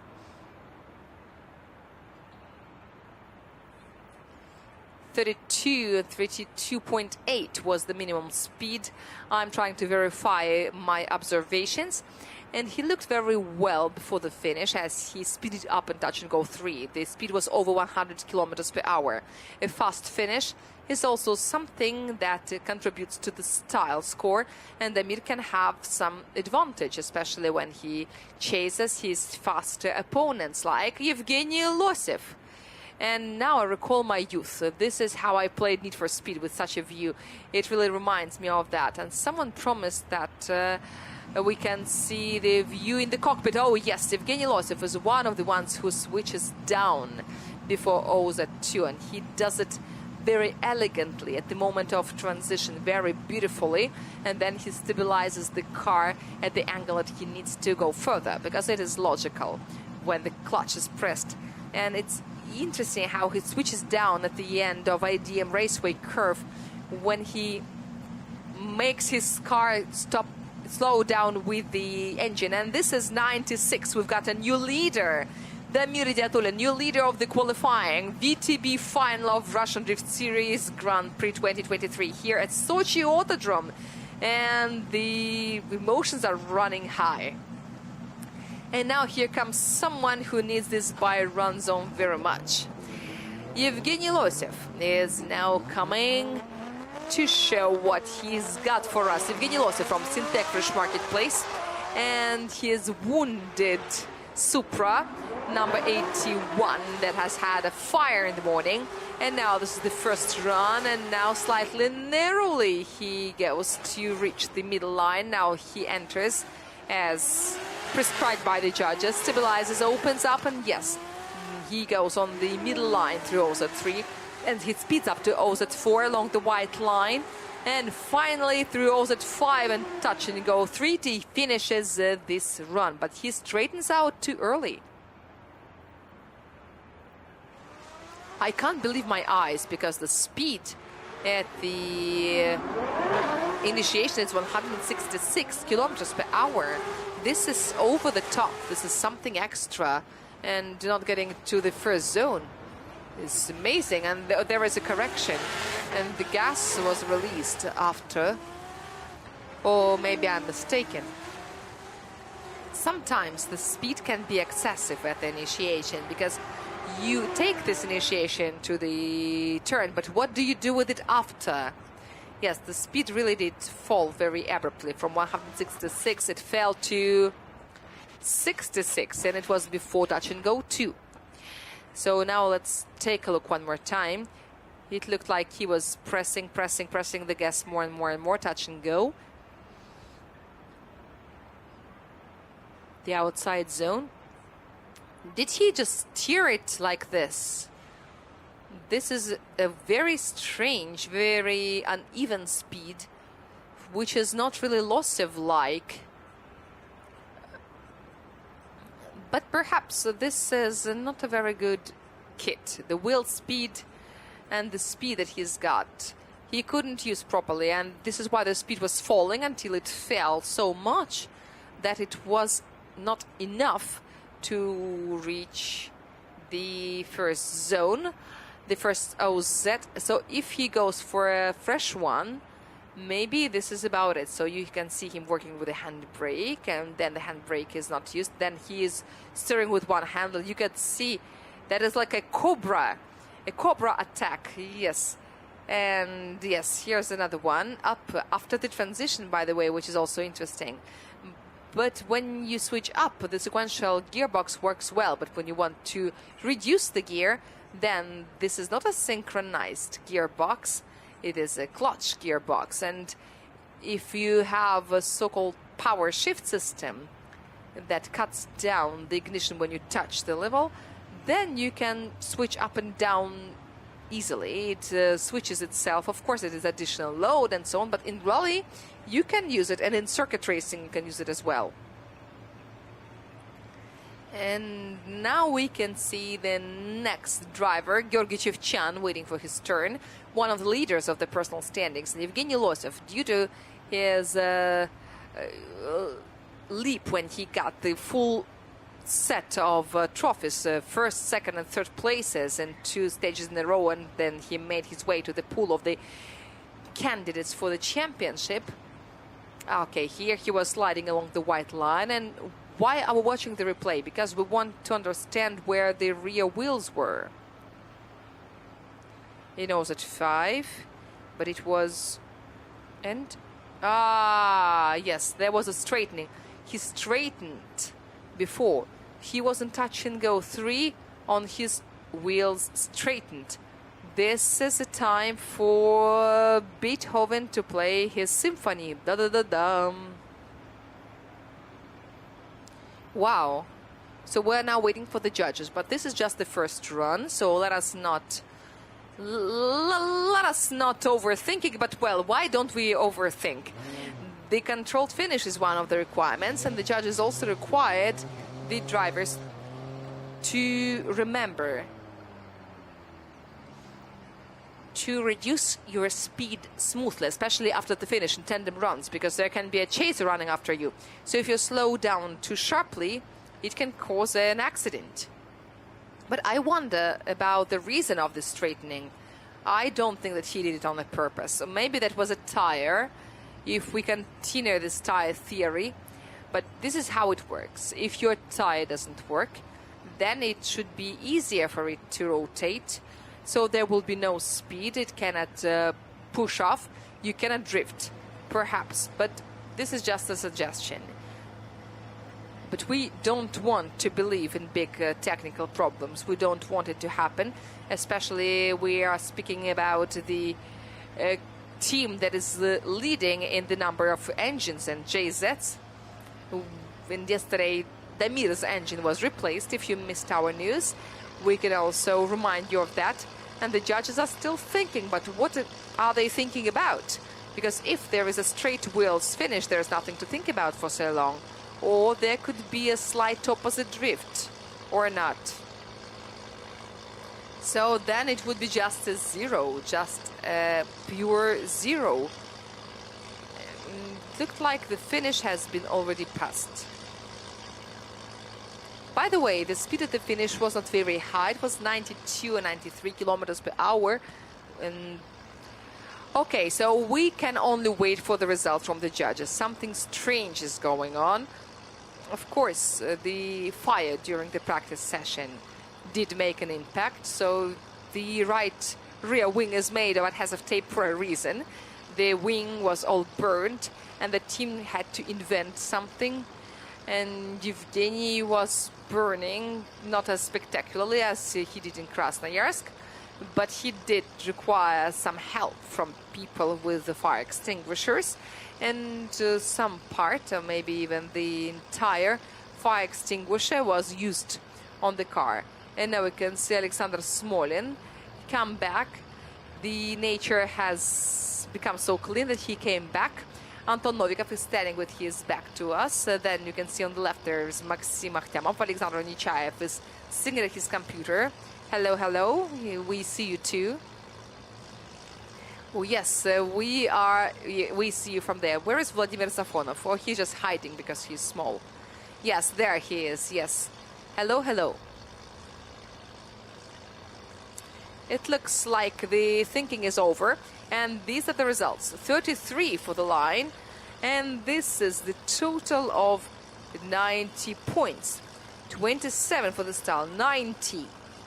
And when we asked whether it was a 0, 90 points is almost a victory in this situation, even though he is far from the actual victory, and you understand it as well as we do.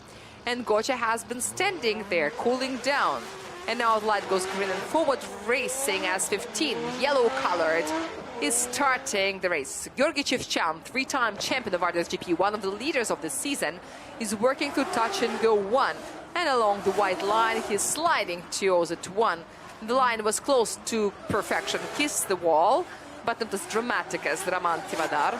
And very nice, very generous run, very generous line. Gocha is steering very aggressively to make a transition and then to take Oz at 5. And finally, I think that he did hit touch and go 3. because everything you need is just to touch it, but the replay would help us. 158 kilometers per hour is the maximum speed before the initiation. Very careful, but at the same time, high quality initiation. We also know as the furidashi. And then the second zone, very close to the wall. Then the third zone was very accurate and nice and stable.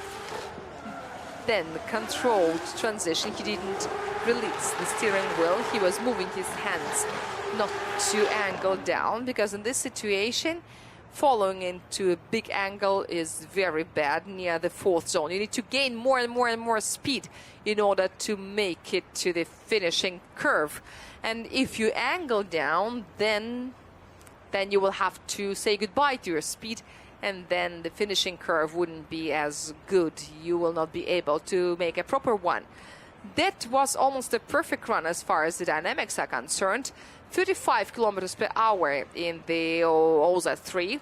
That was the minimum speed, which is 5 kilometers per hour higher than the minimum threshold. Very beautiful kiss the wall, and here the angle curve is also very good.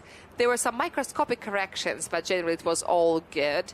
He got no Z in the angle of 45 degrees, and then he started increasing it. At the peak he reached 75, and then he made a very sharp transition. It even made an impression of big physical effort that was required for the car, that was tense as a string. He made a big transition, and then finally from 6 to 1 he threw his car to 63.5, and there he was in OZ5. So there were some cool, amazing transitions, and this is all very, very strong, very good, and we're waiting for the score, and the speed has been increasing. And of course it was a very confident, nice flight, and the speed was almost 130 kilometers per hour. So Gocha confirmed his ability to set up his car in such a way that it accelerates with nice and even angles. Arkady Tseregradzev also pointed it out that forward racing as 15 and Gocha version is very nice for gaining medium angles, and we have just seen it with our own eyes, and we have seen it on the graphs. Okay, so we're waiting for the score. We want to see. Of course, we are very interested, and in the meanwhile, Charles Eng is preparing. He is wearing sunglasses underneath his helmet, and this is a very serious specificity of this track. Here is why we don't want to race in the twilight, because on the sunset the sun is getting in the eyes of the drivers, and when they get to the stadium part of the track, there is the setting sun, and it's very bright, and on the way back it is going through all the smoke, and the smoke turns into very thick substance you cannot see through at all.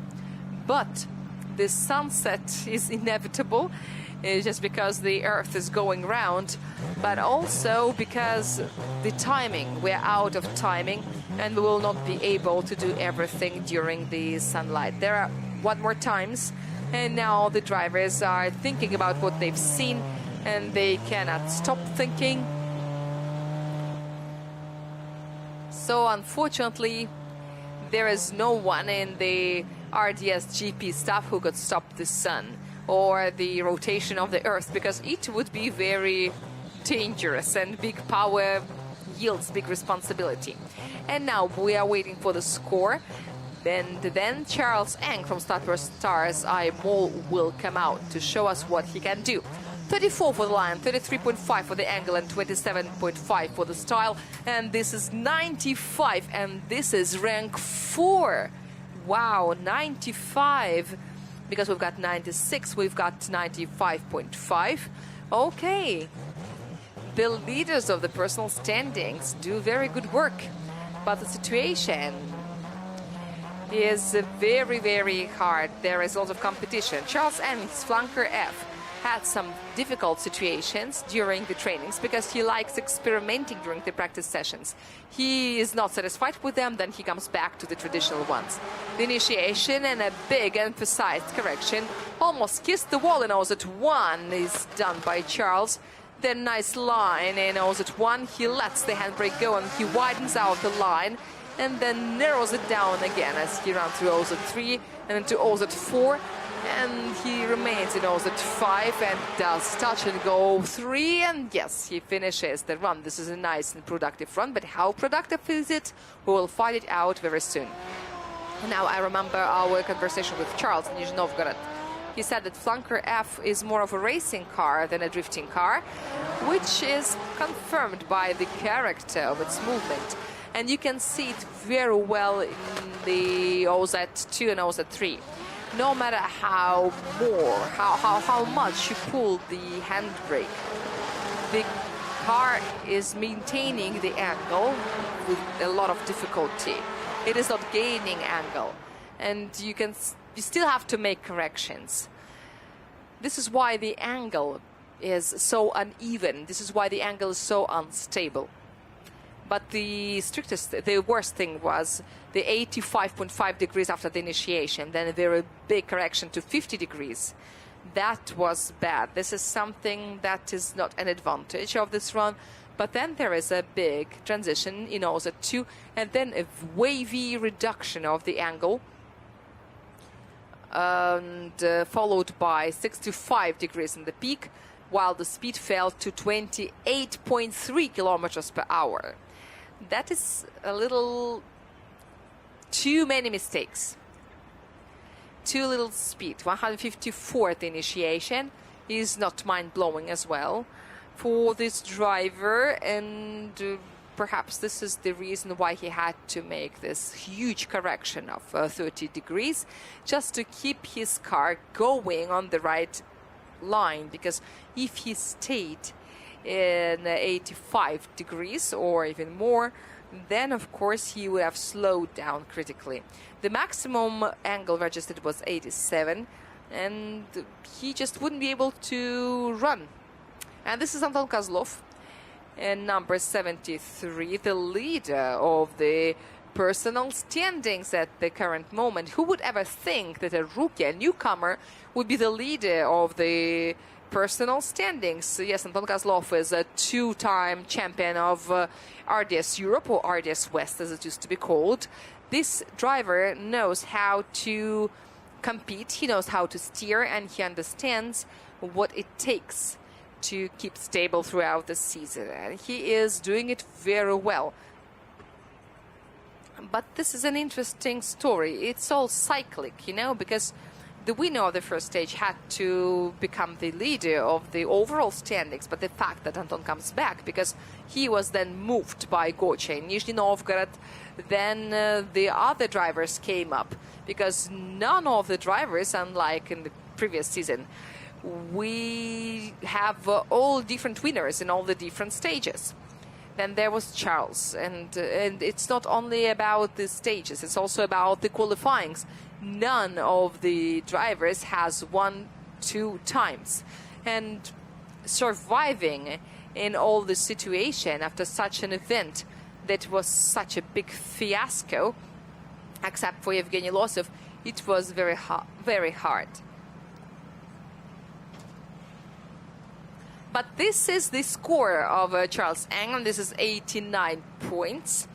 And with a line of 34, an angle of 30, and 25 for the style. These are the corrections that cause this result. The speed losses, all of them build up and cause the big deduction for the style. There's only one leader of the personal standing that hasn't come. This is the leader of the rating, Anton Kozlov, Carville Racing, his BMW E30.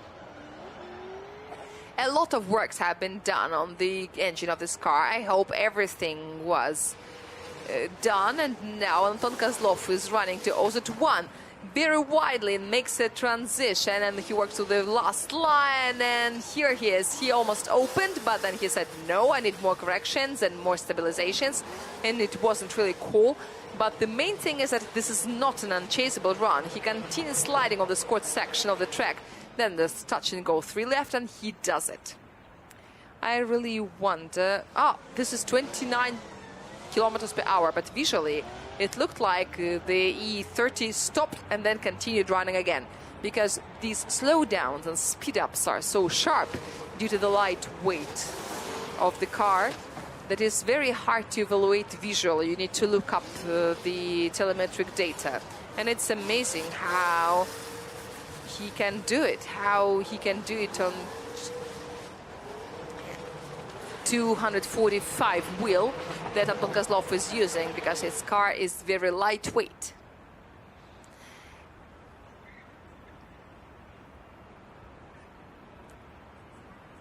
But this causes lots of specificities in the general maneuverability and character of the car. Anton Kozlov is a dynamic driver, and he started this run very dynamically, but also at 2 and 3 spoiled this impression.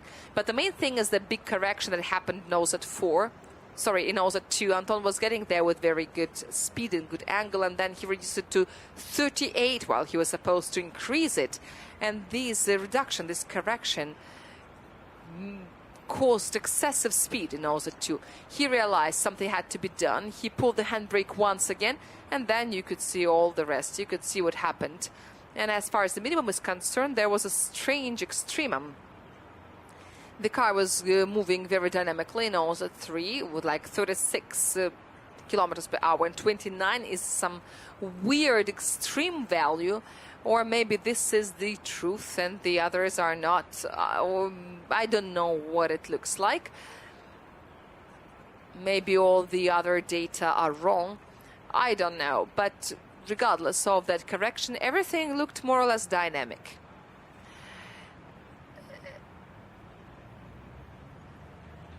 As a person who is a lot into aviation, I like this aviation things. I would call OZ2 the glissade on the approach. Oh, just look at the score. This is 94. 94. One step away from the maximum, and 26 for the style. And the first attempt of this group number 5 is completed. And Anton Kozlov is slightly worse than Damir Diatulin at the level of Gocha and the Dmitry Yermokhin. Wow. Damir Diatulin is the current leader, and 94 points and being 8th with a leader with 96 points. This is the density, this is the competition. And the extension of this by-run zone is possible, but not to 5 positions, because all the others have productive results, except for the health group. Dmitry Yermokhin will try to climb a little higher. Of course, there is only one run left. This is why they're ranked more or less randomly. And now Dmitry Yermokhin is working through OZ1, sliding on the optimal line into OZ2, and very, very well he is going through OZ3, speeding up more and more, a little bit further than the medium line of the Adidas into OZ4, transition to OZ, and now there's only touch and go 3, and yes. There were some little movements of the car body, but generally speaking, this run leaves a very good impression. Let's check it out once again, let's compare. These are almost 2 twins in the initiation. And maybe he was slightly closer to the wall in the first run. But in the zone number 3, why do we see the same video twice? This is the question that I'm asking myself. Is it possible to improve something when it's not clear what to improve, when everything is so great? The only thing that you could probably improve is the car. I mean, that probably put some devices that could provide him with more power. Maybe then Dmitry Yermokhin could get more style score. But there were some little shakes, some little shivers in the case. But they were not very bad. They were not critical. But no matter how much we want it, you know, the judges don't want to deduct score. They have to, because that's their job. They don't really mean to do anything bad. Of course, everyone wants to see nice and beautiful drifting, and everyone wants to see only 100 points, but this is not always possible. But at the same time, the run was very good, and it's very interesting whether the judges can see any flaws with their experienced eyes to change the score, because 94 points was the result for the first run, and it was quite good, and this second run was amazingly similar to the first one. Dmitry Yermokhin represents Star team that has been twice on the podium this season, and the team as well has been doing very well thanks to this enforced lineup. As far as the news are concerned, Stepan Azarov asked for a competition timeout. So perhaps the Z cannot be fixed. And he needs 5 more minutes. No, not a competition timeout, I'm sorry. But it looks like he's got some timing problems. He cannot fit in the timing to make it by the beginning of the health group. I've seen some photographs and they don't look very well. The radiator is still off. The right and the front and the rear parts of the car are badly damaged. And we've got 2 similar cars, 2 twins, slightly different in the color solution. But if you look from the rear, the difference is very big. And also, Yevgeny Losov has more lights, so maybe the mirror doesn't turn everything on. But visually, the cars can be distinguished like this. Yevgeny has darker blue shade, and also the spoiler. Yevgeny Losov still has it, and the Miridyatulin doesn't have it. Okay, and the numbers 9 times 9. Another interesting numerology in RDS GP. Okay, we may be making jokes, but this is the leader of the qualifying who is coming. But if you put 2 Damirs, they can be comparable to 1 Losov. Okay, so this is the score of Dmitry Yermokhin for the second run. 35 for the line, 34 for the style. And this is the total of 97.5. Oh, God. Dmitry Yermokhin grabs the palm of the leadership, and he makes it even harder to get to the Byron zones for those who are candidates for the championship. And Dmitry Yermokhin has never won a qualifying round in his career, so that could be his first victory. Who knows? Because the gap is getting smaller and smaller. And now the Miridyaturin is beginning his second run, a specialist in 100s. And this is his initiation in the second run. This is VTB final of RDS GP 2023. And this qualifying run doesn't look like there is an improvement due to this OZ3. But still, Damir continues running very securely and confidently. There's so much torque on the rear wheels. He is almost taking off into the air.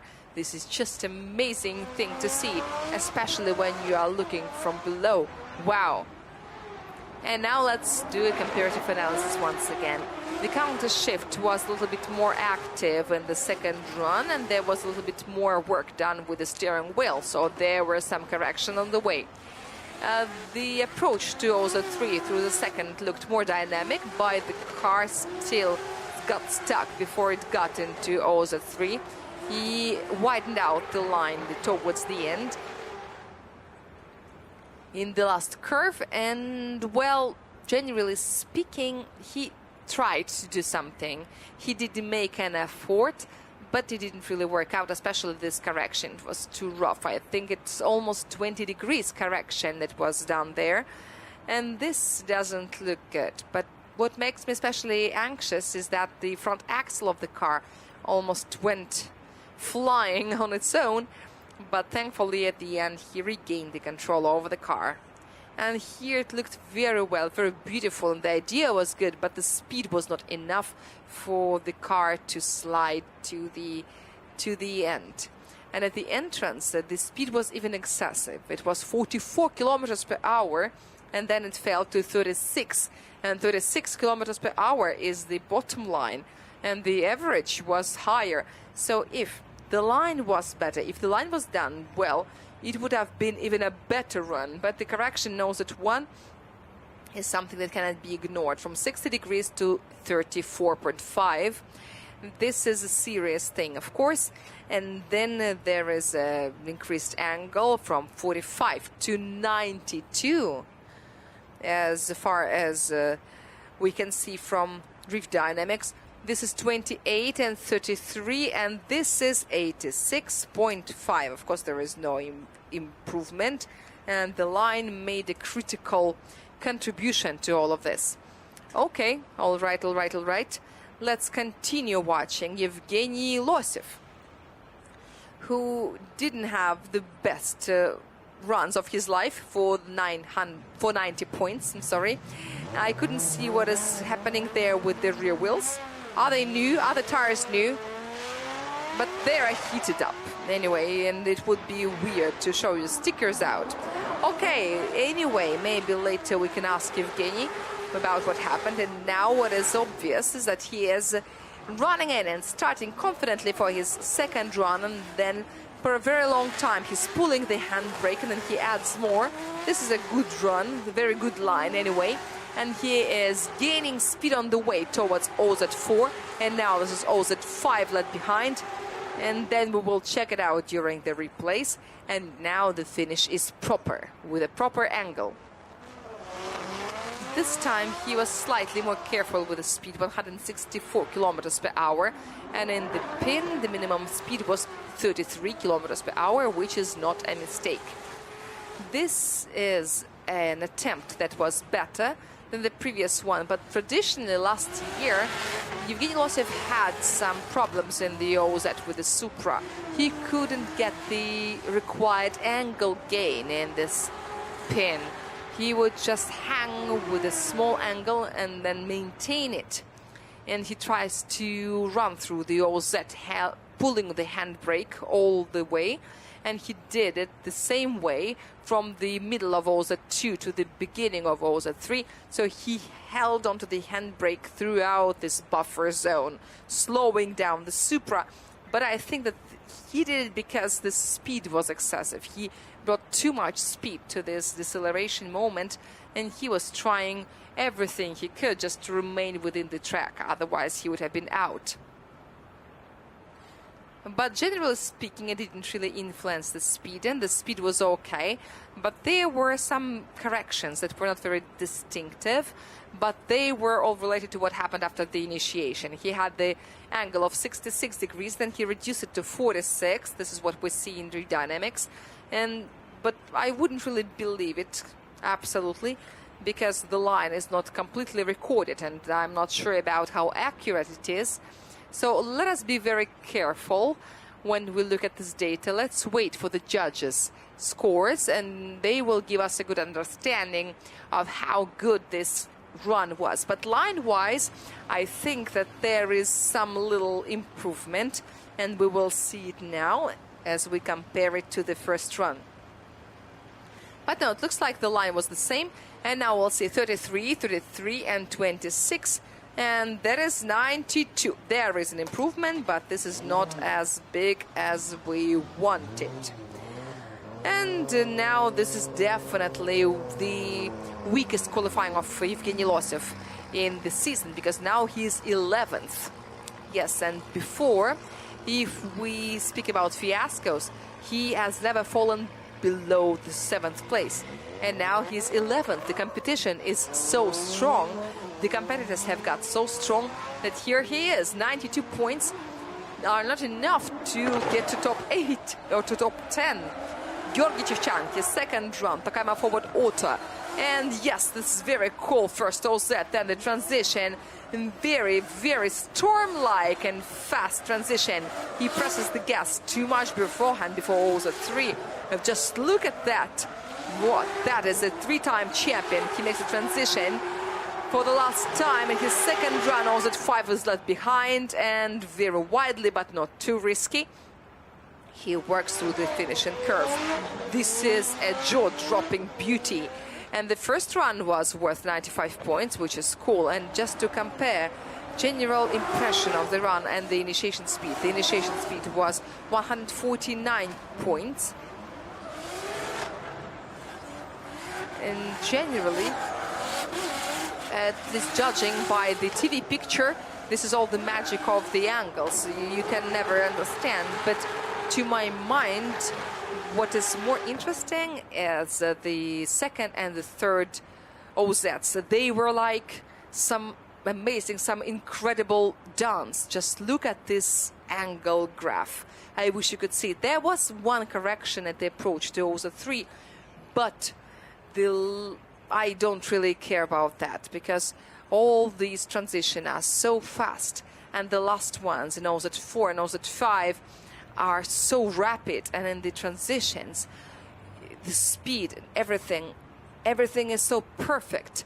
The speed in the pin was around 40 kilometers per hour. That only fell to 36.5. So now, if there was a chaser, he would never handle that speed. He would never speed up like that. He would never be able to maintain that speed, even in the slowest part of this course section of the track. It's just wow. Gocha, one more time, he shows us that he became a 3-time champion for a reason. He has been second for 2 last seasons, and that is hard to believe. And for such a driver, it looks like a failure, even if it sounds like nonsense. But this is so. This is so. When you are second, you are the first among the losers. But for the majority of drivers, having 2 second places in a row would have been like an amazing success. But here, after 3 titles, this is a big pressure on you that is very hard to carry. As we speak about Zhykov, we say that he's 2 times vice champion. Well, Gocha is also 2 times vice champion, but he's 3 times champion. And if we gather all the titles of Georgy Chevchan and if we divide them by the number of championships, it will not be very big. This is a strange arithmetic action, but the idea is clear. I mean that he's very stable. The results of Georgy Chevchan have been very stable throughout the last years. 35, 34 and 29. Is that 98? Oh God, we've got a new leader, 98, and new leader of the qualifying. Georgy Chevchan did exactly what he had to do. He pushes Dmitry Ermohin down. Now there are 2 of them. They are in the buy-run zone. There's only 2-point difference between 98 and 100. But you understand how hard it is to get there. I think it's much more easier to hit the wall. Charles Eng from Star Pro Stars IMO is doing his second qualifying round, the last chance to correct anything in your qualifying destiny.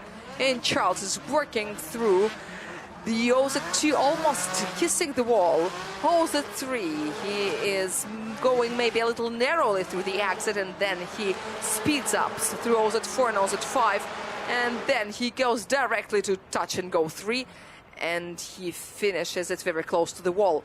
Charles Eng definitely needed to do something, because the first run was 89 points, and that was very bad for him. And he was very close to a failure, to his worst qualifying in the entire season, because Charles has always been within like in top 8. But no, Charles once has been on the 26th place. It was at the previous event that was his worst performance at the qualifying, and maybe his entire career. But now he made it without corrections after the initiation. There were some small movements, but there was no big angle reduction like in the previous run. Here you could see from this angle, you could see the case, the body of this flanker slightly rocking. There were some questions to his movement from OZA 2 to OZA 3, but it looked much leaner than the previous run, and the speed up was much more confident. And this is amazing ability of this flanker to shoot from the slower parts to the faster parts. In less than seconds, he turns 40 kilometers per hour to 70. This is amazing.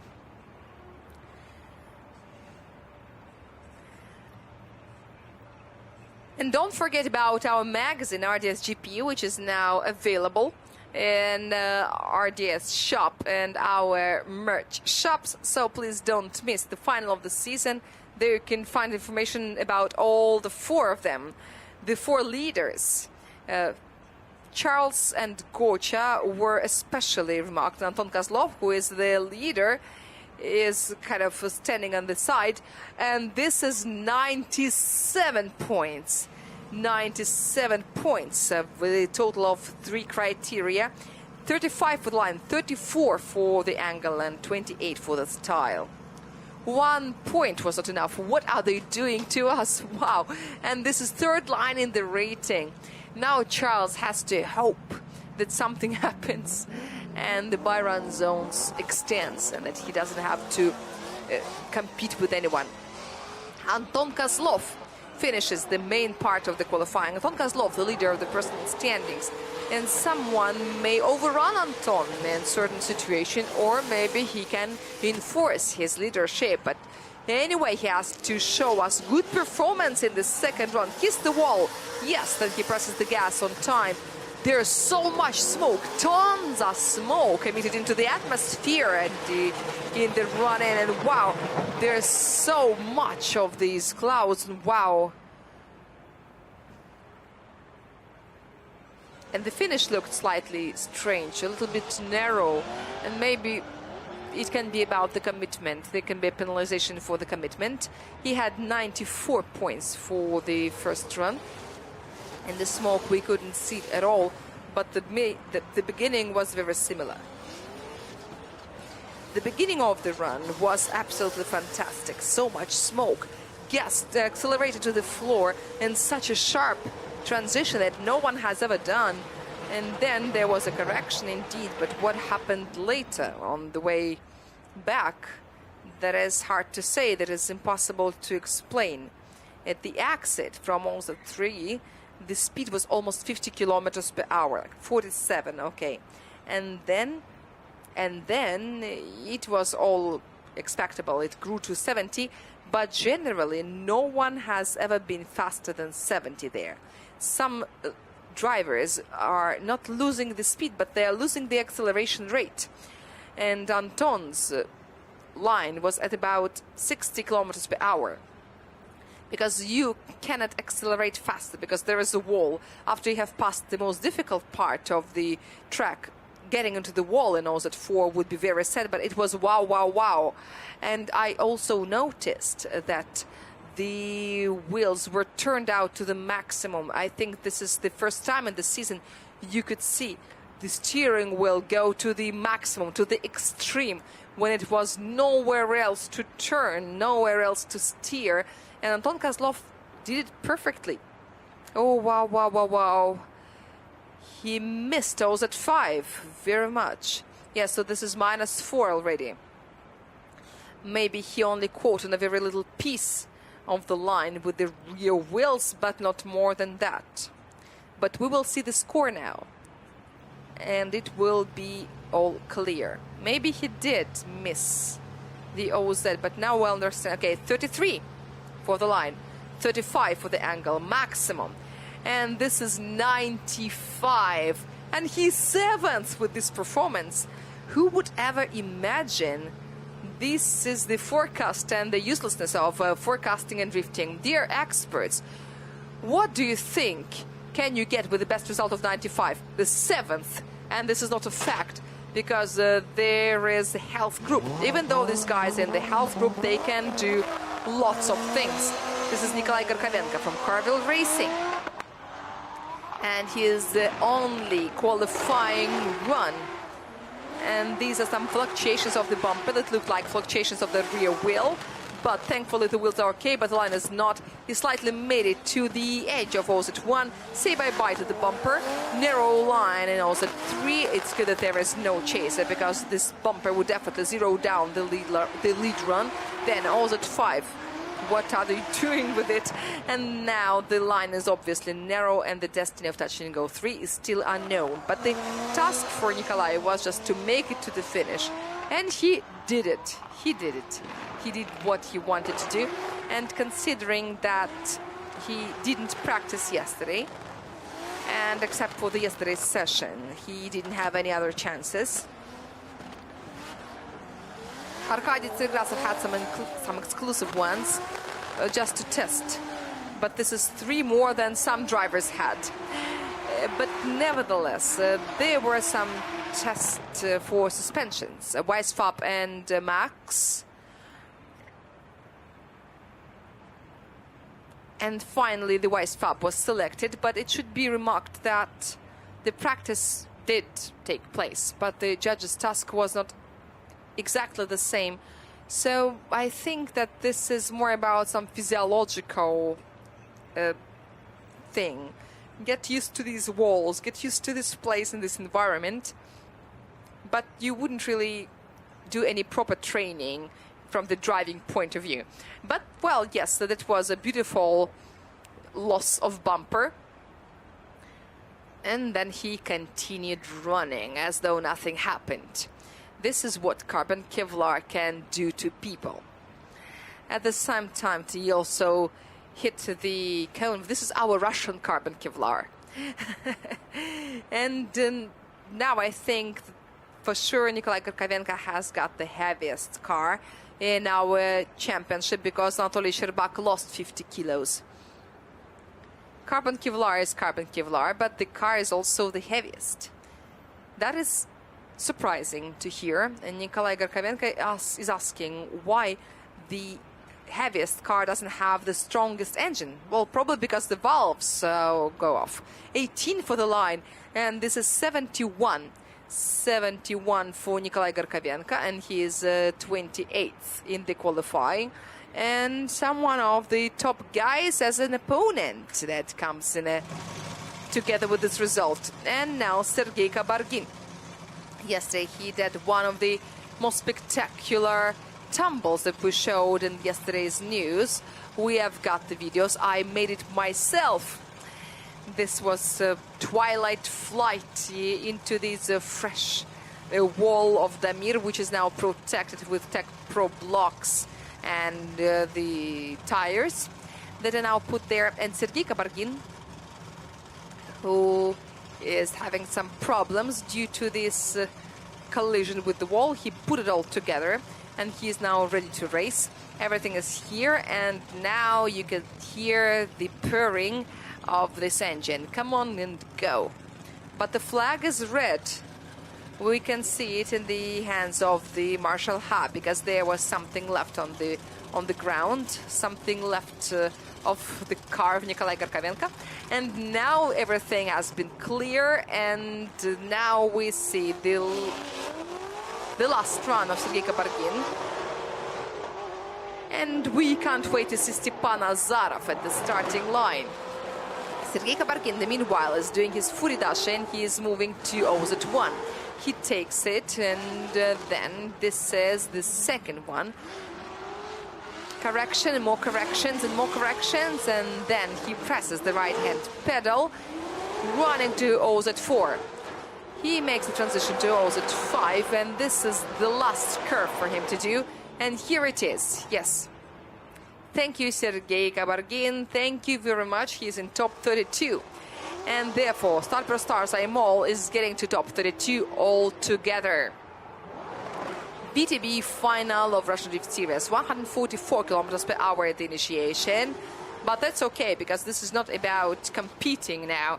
The minimum speed in the third outside zone was 27 kilometers per hour, which is slightly criminal as far as the judge's task is concerned. But the roar of the engine was over the top. The LS-shaped V8 engine under the bonnet of this flanker. No matter how many experiments Sergei Kabargin does, he remains loyal to the old good V8. No VRs, no other inventions can gain his attention. This is his style, and this is what he likes. Because how can you lose these filters? How can you say no to all this beauty? This is so spectacular. It turns your under the bonnet space into over the bonnet space. And this thing also rotates. Of course, it rotates together with the car. So this is the true driving force in the car of Sergei Leonidovich Kabargin.